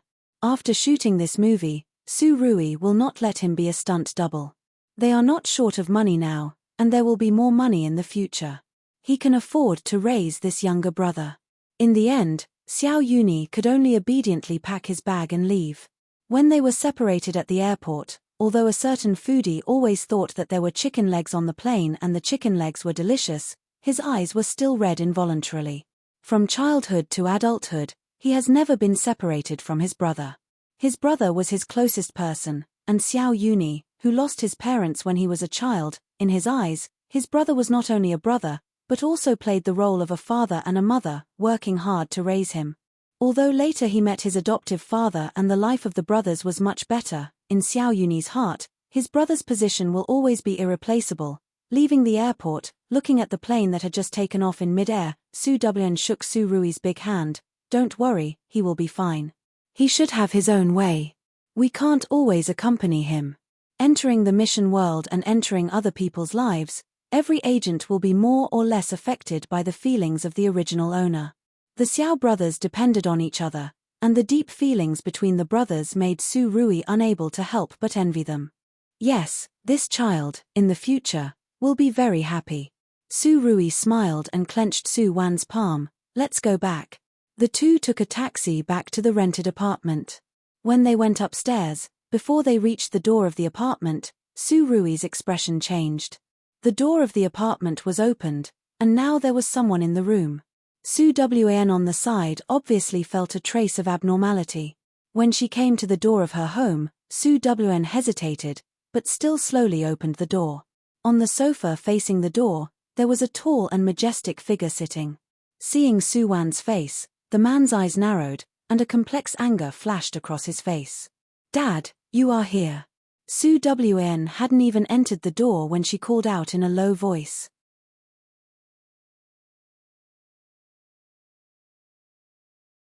Chapter 140.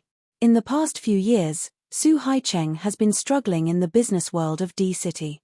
He has been accustomed to the deception and greed among his opponents. He has long cultivated a unique businessman temperament.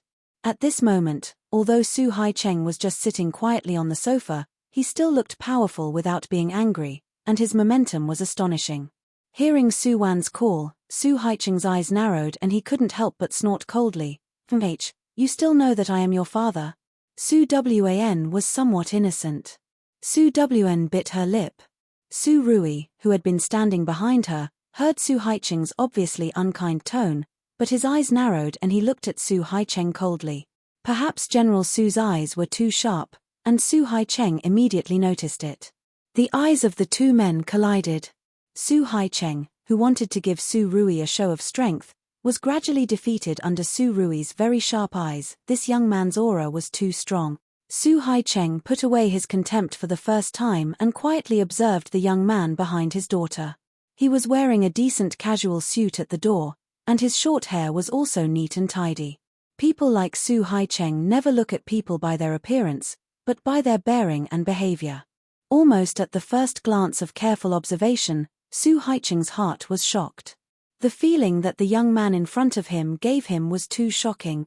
Su Haicheng asked himself that he had also seen countless people, but like this young man, he would be defeated with just one glance, and every posture had a natural elegance and nobility. Su Haicheng had only seen such a person once from a distance, and the person he saw that time was the real young master of Suzhou City. Could it be that something went wrong somewhere? Jiang Yu clearly told him that this young man named Xiao Qi was just a stunt double from a martial arts class. You are Xiao Qi? Involuntarily, Su Haicheng frowned and asked. Su Rui raised his eyebrows and nodded casually. I am Xiao Qi, first time meeting. Hello Uncle Su. Hello. When Su Haicheng heard Su Rui's words, he was forced by Su Rui's powerful aura and subconsciously nodded at him. Of course, at this moment, Su Haicheng's first impression of Su Rui had indeed improved a lot. At least at this time, General Su's bearing was 100 times stronger than the image of a phoenix man he imagined. However, even so, he couldn't watch his daughter mess around with this person. Since you call me uncle, I will call you Little Xiao. Little Xiao, I heard from Jiang Yu that you just arrived in D City. Have you found a job? The old fox was indeed an old fox. When the two of them entered the door, Su Haicheng obviously put on a posture of questioning. Now that he saw that he couldn't suppress General Su's aura, Su Haicheng immediately changed his tactical strategy. When Su Rui heard Su Haicheng's question, the coldness on his face lessened a lot. The feeling of being picked on by his father-in-law made General Su feel pretty good. I don't want to find a job for the time being. I plan to start my own business. Start my own business? He's so young, but he's so arrogant. Su Haicheng squinted his eyes and smiled. Young people nowadays are so motivated. However, with only 200,000 startup funds, it's still very difficult to make a name for yourself in D City. This was the art of a businessman's speech. Su Haicheng knew that his two daughters had given Su Rui 100,000 yuan each, but he didn't point it out. He just said it in such a way. First, he was sarcastic that Su Rui had to rely on women to start his own business. Second, there was more probing elements. If you want money, just say a number. As long as it's a problem that money can solve, it's not a problem. Uncle Su must be joking. Hearing Su Haicheng's words, Su Rui also smiled. 200,000 yuan is not enough for me to buy a dress for my family's Xiao Wan. As he said this, Su Rui couldn't help but stop Su Wan's shoulder with one hand. Regardless of her father still watching, he smiled and moved closer to Su Wan's face. Wife, am I right? Su Wan blinked at Su Rui, took out a bank card before Su Haicheng got angry and handed it to Su Haicheng. Dad, here's 70,000 yuan. You take it back and return it to Jiang Yu. We won't take the extra money. Xiao Qi has his own money. He won't use our Su family's money. Su Haicheng, who was angered by Su Rui's frivolous behavior just now, looked at Su Wan with a sullen face. Rich? How much money can he give you? Xiao Wan, you are still young. You don't know how sinister people are in this world. Xiao Qi, I see that you are also a talent. Let's not beat around the bush. What price do you want me to pay before you are willing to let my daughter go? She is still in school. She can't afford to play with you. At this time, Su Haicheng couldn't pretend to be elegant. He couldn't let the daughter he had painstakingly raised be cheated by a white-eyed wolf. Hearing Su Haicheng's words, Su Rui's gaze also turned cold. He took a slight step forward, stared at Su Haicheng's face, and his sexy lips curled up into a somewhat strange arc. I don't know, Uncle Su, what is the total value of your Su's enterprise? Hearing Su Rui's question, Su Haicheng couldn't help but suddenly stand up from the sofa. Young man, don't be greedy. The entire Su's assets are over 100 million. It's not something you can eat in one bite. So Uncle Su, you are a billionaire. Hearing Su Haicheng's words, Su Rui still showed a faint smile on his face. Since Uncle Su loves Xiao Wn so much, for her happiness, so what if you lose hundreds of millions? Or in your heart, she can't compare to your business and your wealth at all? Money or feelings, which is more important? Su Rui unconsciously switched his position with Su Haicheng. It should be said that from beginning to end, Su Rui was in control of the rhythm of this conversation. At this time, hearing Su Rui's question, Su Haicheng's expression suddenly changed. He realized that he had unknowingly fallen into this kid's language trap. If he answered that Su Wan was more important than Su Clan, then he would take the opportunity to demand an exorbitant price. And if he answered that Su Clan was more important, he would also achieve the vicious purpose of provoking the relationship between himself and his daughter. Su Haicheng, who has also experienced countless negotiations in the business world, quickly calmed down and looked at the young man in front of him. After all, he still underestimated him. Xiao Qi, it doesn't make any sense for you to sow discord like this.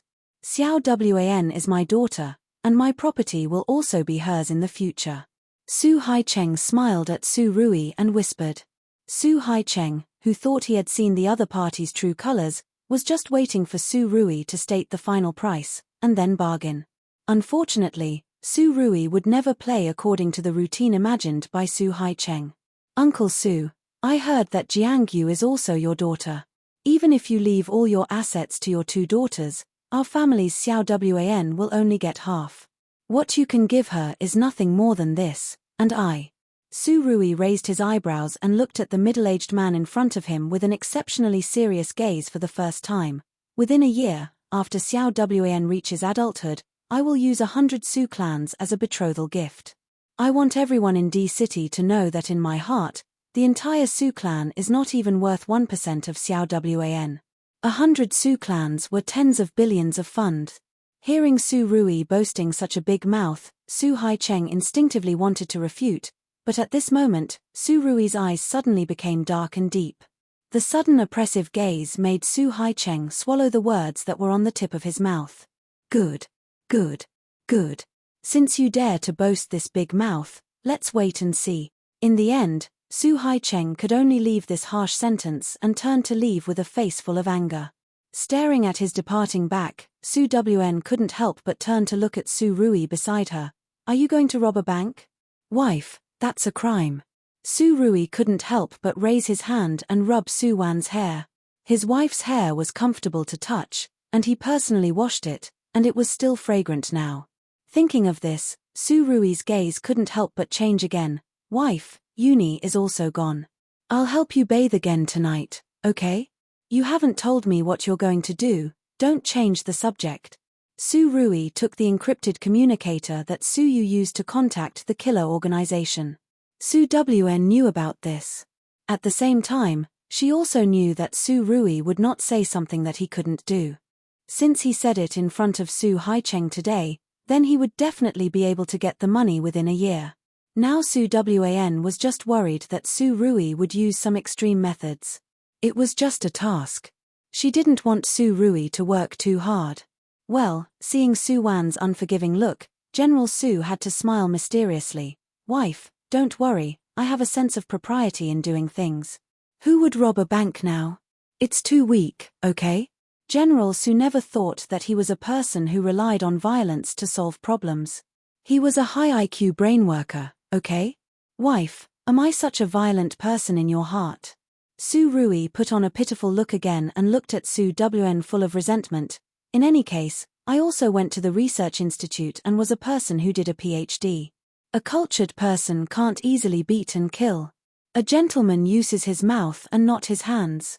Don't make a move. Ghost. General Su, who was numb to killing people, could say this. Su Wan was also drunk, but when she heard Su Rui mention the research institute, her eyes also flashed. Indeed, the more mission worlds they entered, the more skills the mission enforcers mastered, but the research institute that studies the zombie virus and destroys the balance of this world will be obliterated, okay? Su Wan still wanted to say something, but Su Rui beside her smiled and made a silent gesture at her. Wife, do you believe me? If you believe me, just leave everything to me. Okay. Su Wan nodded. She naturally believed in Su Rui. In this world, other than herself, there was only this man who could make her trust and rely on him so unreservedly. Seeing Su Wan nod, the corner of Su Rui's lips curled up again. What was the most lacking in this world? What was the most in demand? There were actually a lot of ways to accumulate a huge amount of wealth in a short period of time, and Su Rui's mind just happened to have a high-tech that was very suitable for this world. Lingshan MMORPG, another world's TX company, spent hundreds of billions to create the world's first holographic MMORPG. All the technical cores of this game existed in Su Rui's mind. Why did the future Su Rui want to develop Su Xiaosu? Why did he connect Su Xiaosu's data to the Lingshan virtual world? Technology changes life.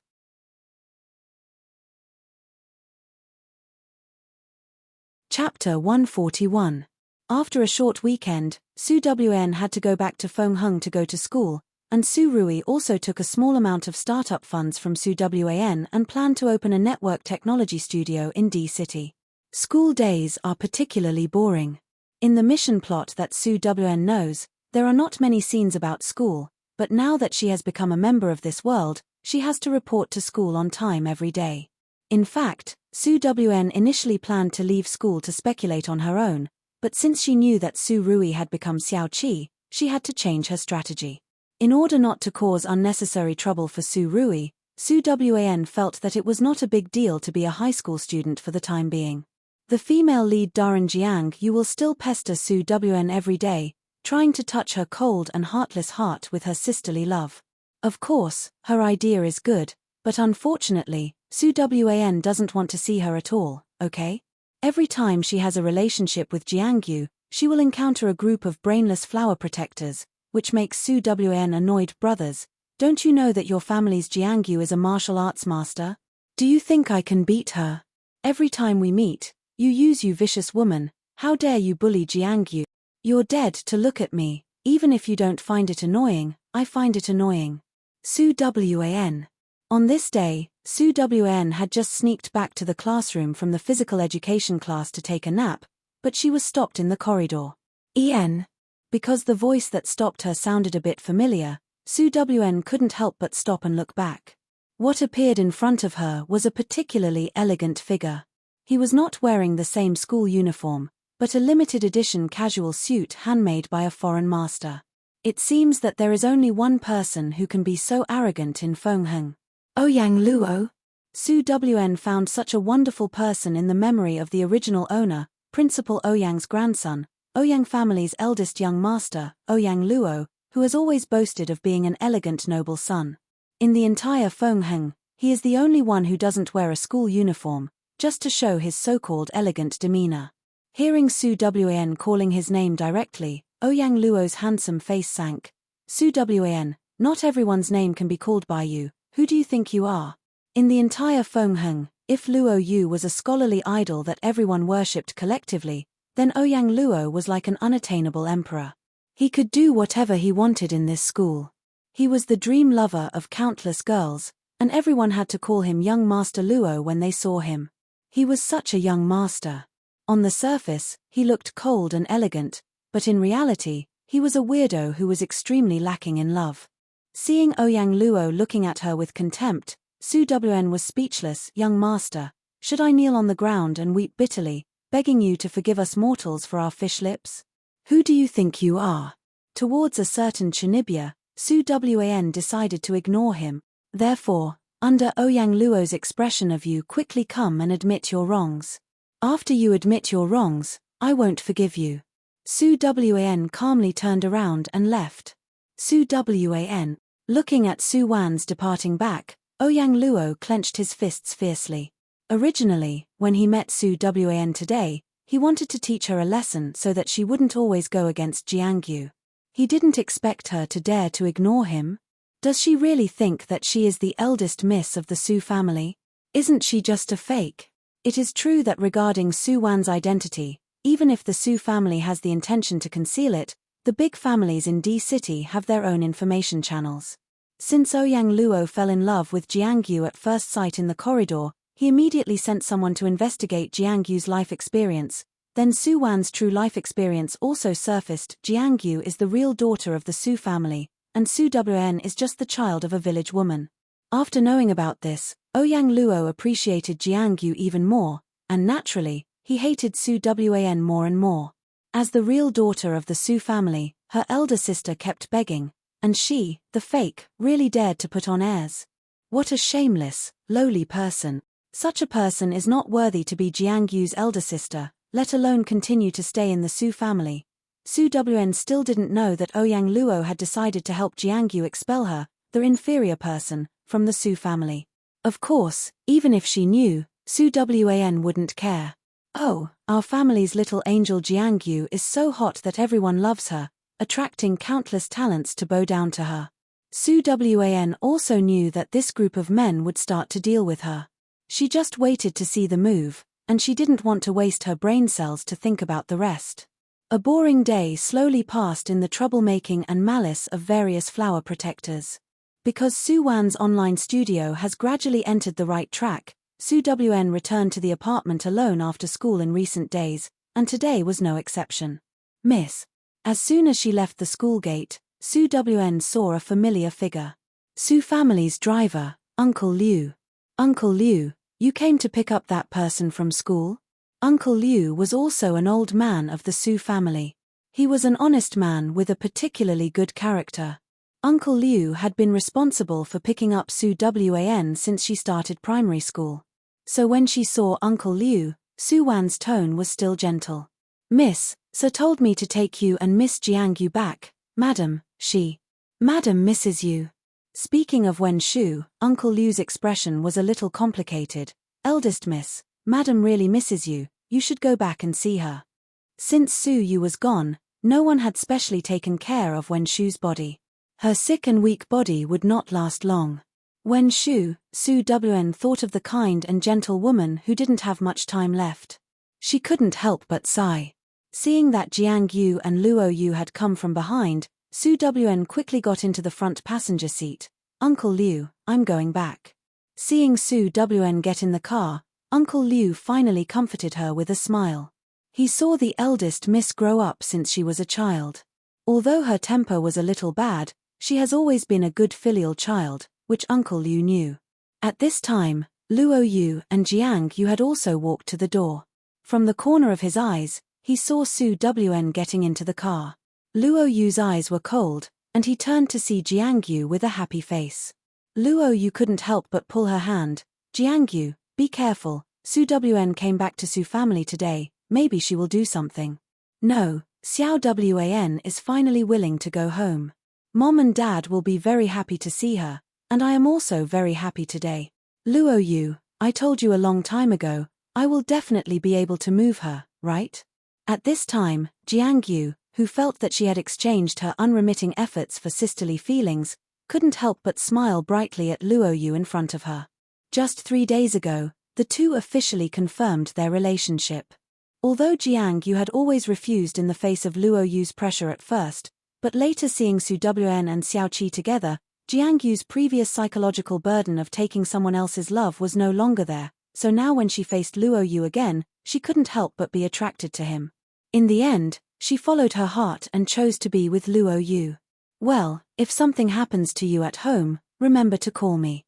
Luo Yu has been accustomed to Jiangyu's kind and beautiful side, and he couldn't bear to hit her, so he had to shake her little hand again, and reluctantly bid farewell to his lover. Seeing that Jiangyu also sat in the car, Uncle Liu, who was standing next to the car, nodded respectfully to Luo Yu, then returned to the car and started the car. As soon as Su Wan got on the car, she leaned on the front passenger seat and pretended to take a nap. When the car started, she also turned on the CD in the car.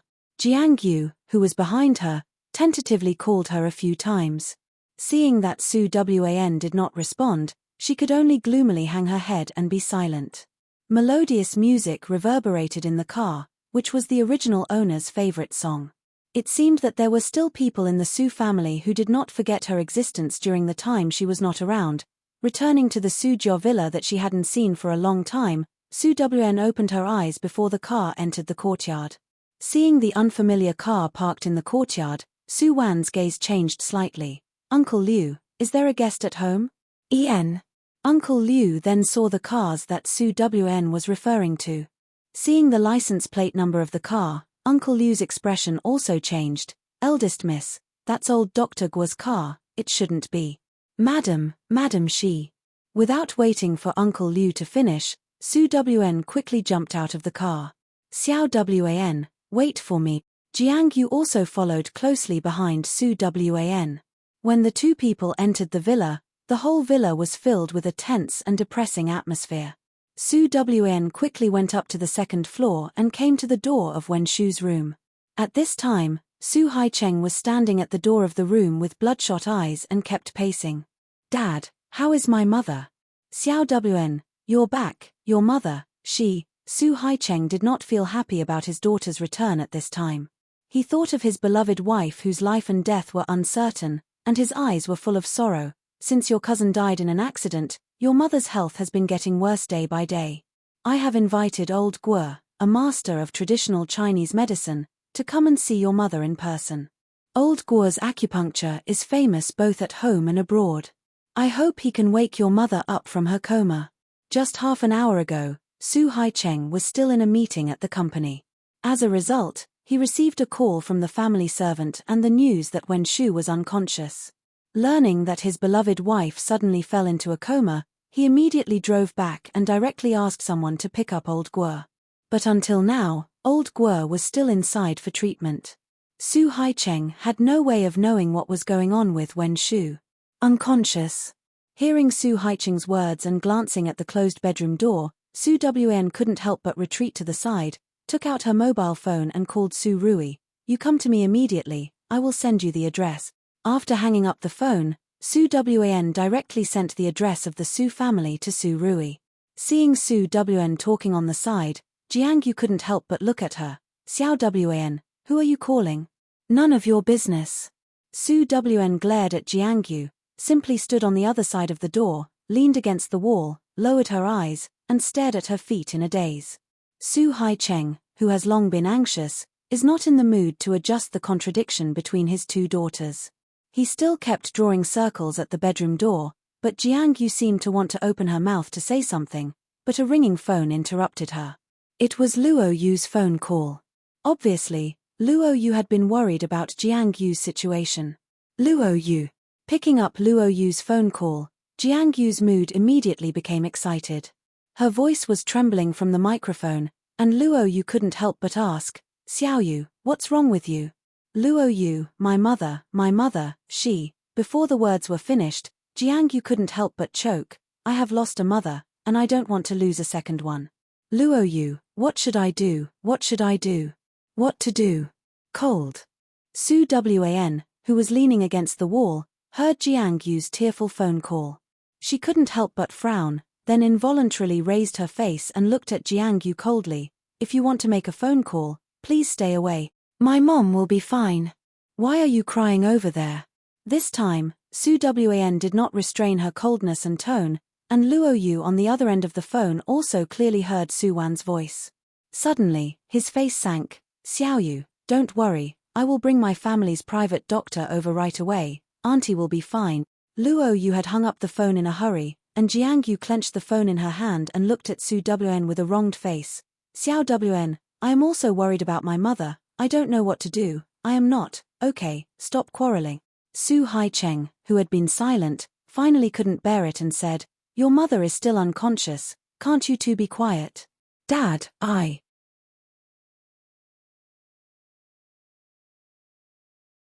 Chapter 142. When Luo Yu rushed to the Su family's house with the Luo family's private doctor, old Guo had not come out yet. Because Luo Yu and Su Wn had come to the Su family several times before, the servants of the Su family did not stop Luo Yu and the people he brought. Going up to the second floor with ease, Luo Yu first nodded at Jiangyu, motioning her not to worry, and then turned to look at Su Haicheng on the side. "Uncle Su, how is Aunt Wen?" Hearing Luo Yu's question, Su Haicheng shook his head slightly. "Old Guo has not come out yet, and I don't know the situation inside for the time being." Speaking of this, Su Haicheng couldn't help but sigh again. "Uncle Su, don't worry, old Guo is second to none, he should be able to help Aunt Wen, and I brought my grandfather's private doctor this time. If there is anything you can use, Uncle Su, you must not be polite." Luo family's 3 generations were officials. Although Luo Yu's grandfather has retired, he is also a powerful figure in D City who can cause a major earthquake by stamping his feet. His private doctor is naturally of extraordinary status, and ordinary people can't hire him even if they have money. At this time, hearing Luo Yu's words, Su Haicheng's eyes lit up, and immediately turned to look at the middle-aged man in a grey suit behind Luo Yu. Meeting Su Haicheng's gaze, the middle-aged man nodded slightly at him. Young Master Luo, Su Haicheng wanted to say something, but was interrupted by Luo Yu with a smile. "Aunt Wen is Xiaoyou's mother and my elder. I should do these things." "Luo Yu, thank you." Jiangyu, who had been silent on the side, heard Luo Yu's words and immediately looked at him with a moved face. "Silly girl, Aunt will be fine, you can rest assured." Luo Yu smiled at Jiangyu, raised his hand and gently touched her hair, and Jiangyu immediately lowered her eyes in embarrassment. For Luo Yu, Su Haicheng's thoughts are also complicated. When Su Wan and Luo Yu were together, Su Haicheng hoped that Luo Yu could be his son-in-law, so that he would have a strong backer in D City, but since Luo Yu and Su Wan broke up, he began to pursue Jiangyu, which made Su Haicheng's head really big. These 2 children were both his daughters.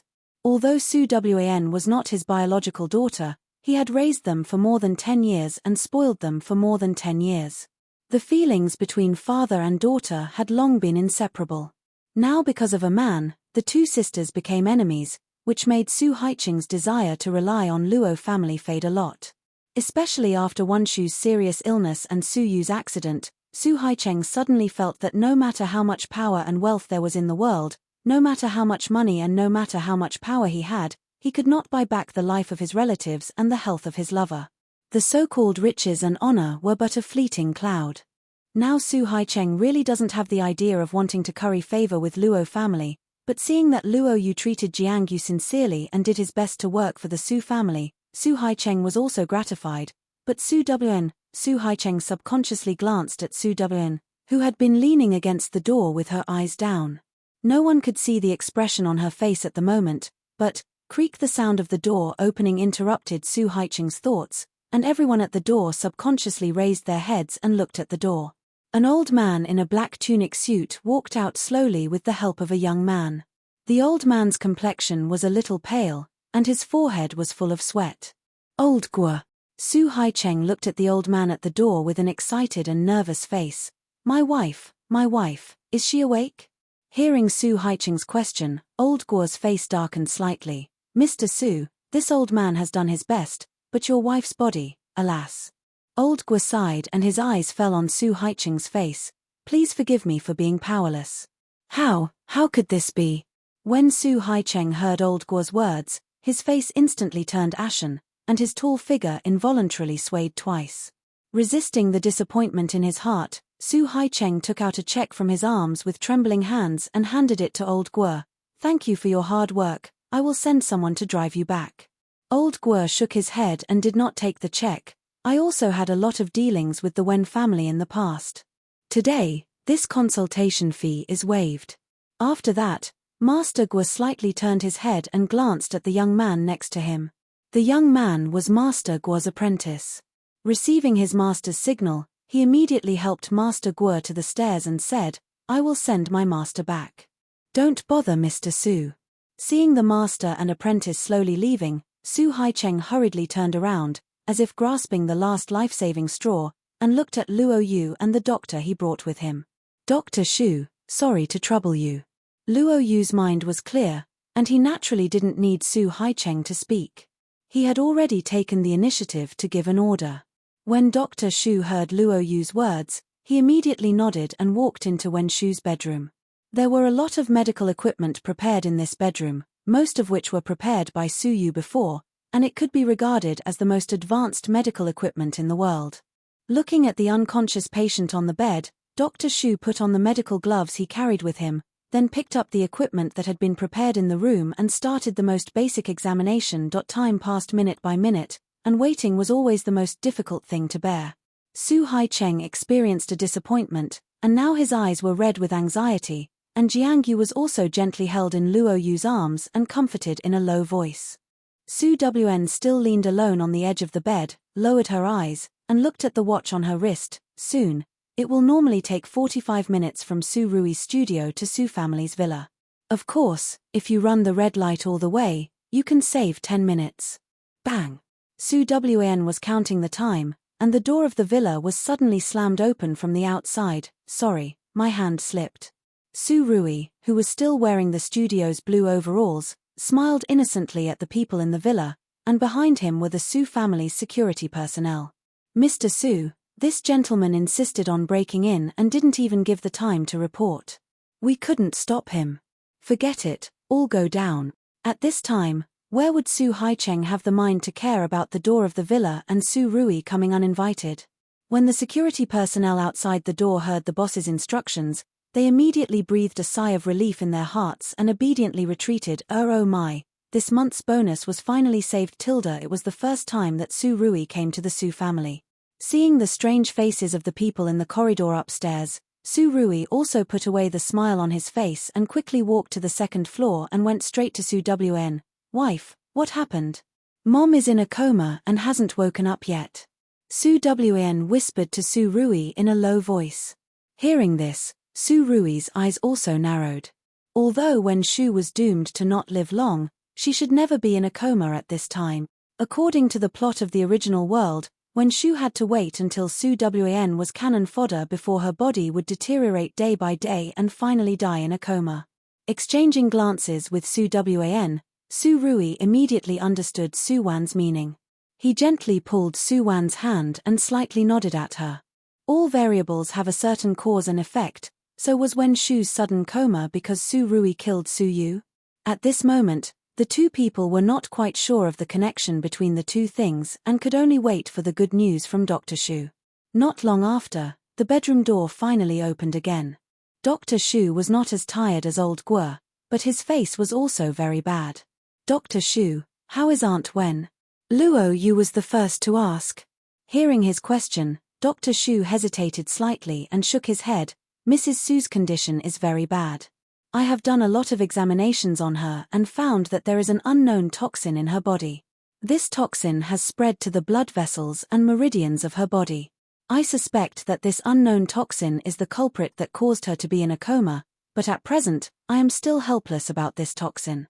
I have taken samples today and am ready to take them back for research, but, after a pause, Dr. Shu's eyes slowly fell on Su Haicheng's body.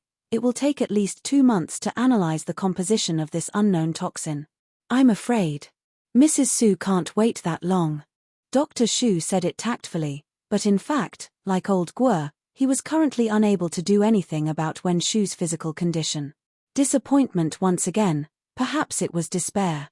Su Haicheng's eyes were empty at this time. At this moment, he even lost the strength to speak and didn't know what kind of expression he should have. At this time, Su Rui, who was next to Su Wen, suddenly entered the bedroom in a flash. Let me see. While speaking, Su Rui waved his hand and the bedroom door was slammed shut. Bang! The loud sound of the door closing brought Su Haicheng back to his senses from the bottom of despair. Su Haicheng's reaction was still a little slow, and Luo Yu on the side had already strode forward, wanting to push open the bedroom door. No one is allowed to go in and disturb him. At this time, Su Wen suddenly raised her arm and stopped Luo Yu's figure.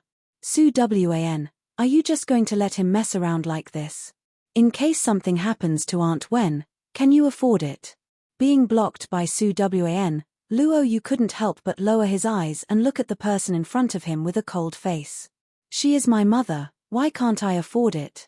Su Wan's eyes were also cold, and she looked at Luo Yu in front of her with an unkind expression. Besides, this is our Su family, it's not your turn as an outsider to point fingers here. Outsider? Luo Yu's lips flashed a sarcastic smile. In the end, who is the outsider, who knows in their heart? Luo Yu suddenly turned to look at Su Haicheng behind him. Uncle Su, are you going to let these two people mess around in your Su family? Dad. Without waiting for Su Haicheng to speak, Su Wn had already blocked the door and looked at the haggard Su Haicheng. If you believe me, give us this chance. If you don't believe me, I will immediately take Xiao Qi away from here and never stay here for another second.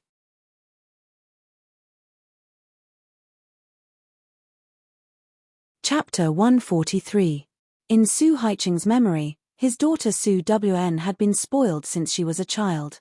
She had also lost her temper in front of him, but Su Haicheng had never seen such a calm and firm look in Su Wan's eyes before. Looking at the closed door, Su Haicheng finally sighed. None of us will go in, but, little Xiao, does he know medicine?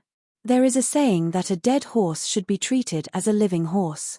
Everyone will hope for a miracle to happen in despair. At this time, Su Haicheng may also have such a mentality, medical skills. Sorry, there are 1,001 ways to kill people. General Su can do it easily. As for saving people, he will. Su Wn replied calmly, without any guilty expression on her face, but Jiangyu on the side opened her mouth and wanted to speak, but noticed that Su Wn was staring at her with a cold expression. Jiangyu had to gently close her mouth, but she was still worried about Xiao Qi in her heart. Jiangyu has known Xiao Qi for almost 10 years. She thinks she knows Xiao Qi well enough. He knows kung fu, can cook, and is even good at cleaning up housework and taking care of people, but medical skills are so difficult. How could brother Xiao know? Being able to help his adoptive father take care of those injured companions in the martial arts field and help them massage is already all that Xiao Qi knows. No matter what mood the people outside the door were in the room, Su Rui had come to Wen Shu's hospital bed. Although Wen Shu, who was just in her early 40s, was ill for a long time, she looked like she was in her early 30s on the hospital bed because of proper maintenance and outstanding appearance. Even if she was in a coma, it was difficult to hide the elegance and nobility on her face. Su Rui looked at Wen Shu's face, and his slender and powerful fingers involuntarily rested on Wen Shu's pale and thin wrist. At the same time, Su Rui used his left hand to pull out the scalpel he took from Su Yu that day from his waist, and gently cut a wound on the tip of Wen Shu's index finger. Not long after, drops of slightly purple-red blood flowed out of Wen Shu's fingertips. Su Rui's eyes flashed, and he put all the blood in the container on the table. Unlike Dr. Shu's caution, Su Rui directly dipped the blade of the scalpel in the blood and put it in front of his nose to smell it. This is, smelling the special smell in the blood. Su Rui slightly closed his eyes, the structure and smell of countless viruses and toxins constantly flashing through his mind. Finally, he suddenly opened his eyes, his gaze flashing with understanding. So, that's how it is. Su Rui couldn't help but take another look at Wen Shu on the hospital bed, and the expression on his face became a bit strange. Picking up a white towel and carelessly wiping the blood on the scalpel, Su Rui hesitated, and finally took the glass container to Wen Shu's bed again, and then pointed her bleeding finger at the opening of the container. Since it's my karma, I'll just end it. Muttering to himself in a low voice, the fingers of Su Rui's right hand fiercely hit the acupuncture point of Manjushri's heart meridian. Drops of slightly purple-red blood flowed out of Manjushri's fingertips. Not long after, it almost filled the entire container, and at this time, the room also began to fill with a faint strange smell. Yes. Wen Shu on the bed whispered softly, her long eyelashes trembled, and she slowly opened her eyes. Everything in front of her was still blurry and swaying. It took Wen Shu a moment to adapt before she realized that she was lying in a bedroom, surrounded by familiar medical equipment. She remembered that she seemed to be unconscious, and now, Wen Shu turned her face slightly and saw a strange young man standing next to the big bed. At this time, he was still holding a container full of blood in his hand. The eyes of the two people unexpectedly met. The young man's eyes were too cold and sharp, but Wen Shu did not feel afraid facing such a cold gaze. Instead, she smiled gently at Su Rui. "You are Are you, Xiaoqi? She had seen his photo and knew that he was her daughter's current lover. Wen Shu's voice was the same as her, particularly gentle and particularly kind. Just a gentle inquiry immediately made Su Rui's gaze soften. I am Xiaoqi, auntie, how do you feel? I think it's very good. Wen Shu smiled at Su Rui again, her gaze falling on the container of blood. This is my blood? Yes, you were poisoned, a chronic poison. Because you didn't continue to inject it within the specified time, you suddenly fell into a coma. These toxins are actually. Before Su Rui finished speaking, Wen Shu interrupted him indifferently. I know. You know that he did it. Su Rui's gaze flashed, looking at Wen Shu with some surprise. You're tuning in to the Dreamy Chapters YouTube channel. We're so grateful for your support and don't forget to subscribe to join us on this incredible journey through captivating stories. Your generosity through donations truly makes a world of difference, as it's the primary source of revenue that allows me to expand and enhance this channel for you. Thank you from the bottom of my heart for being a part of this adventure.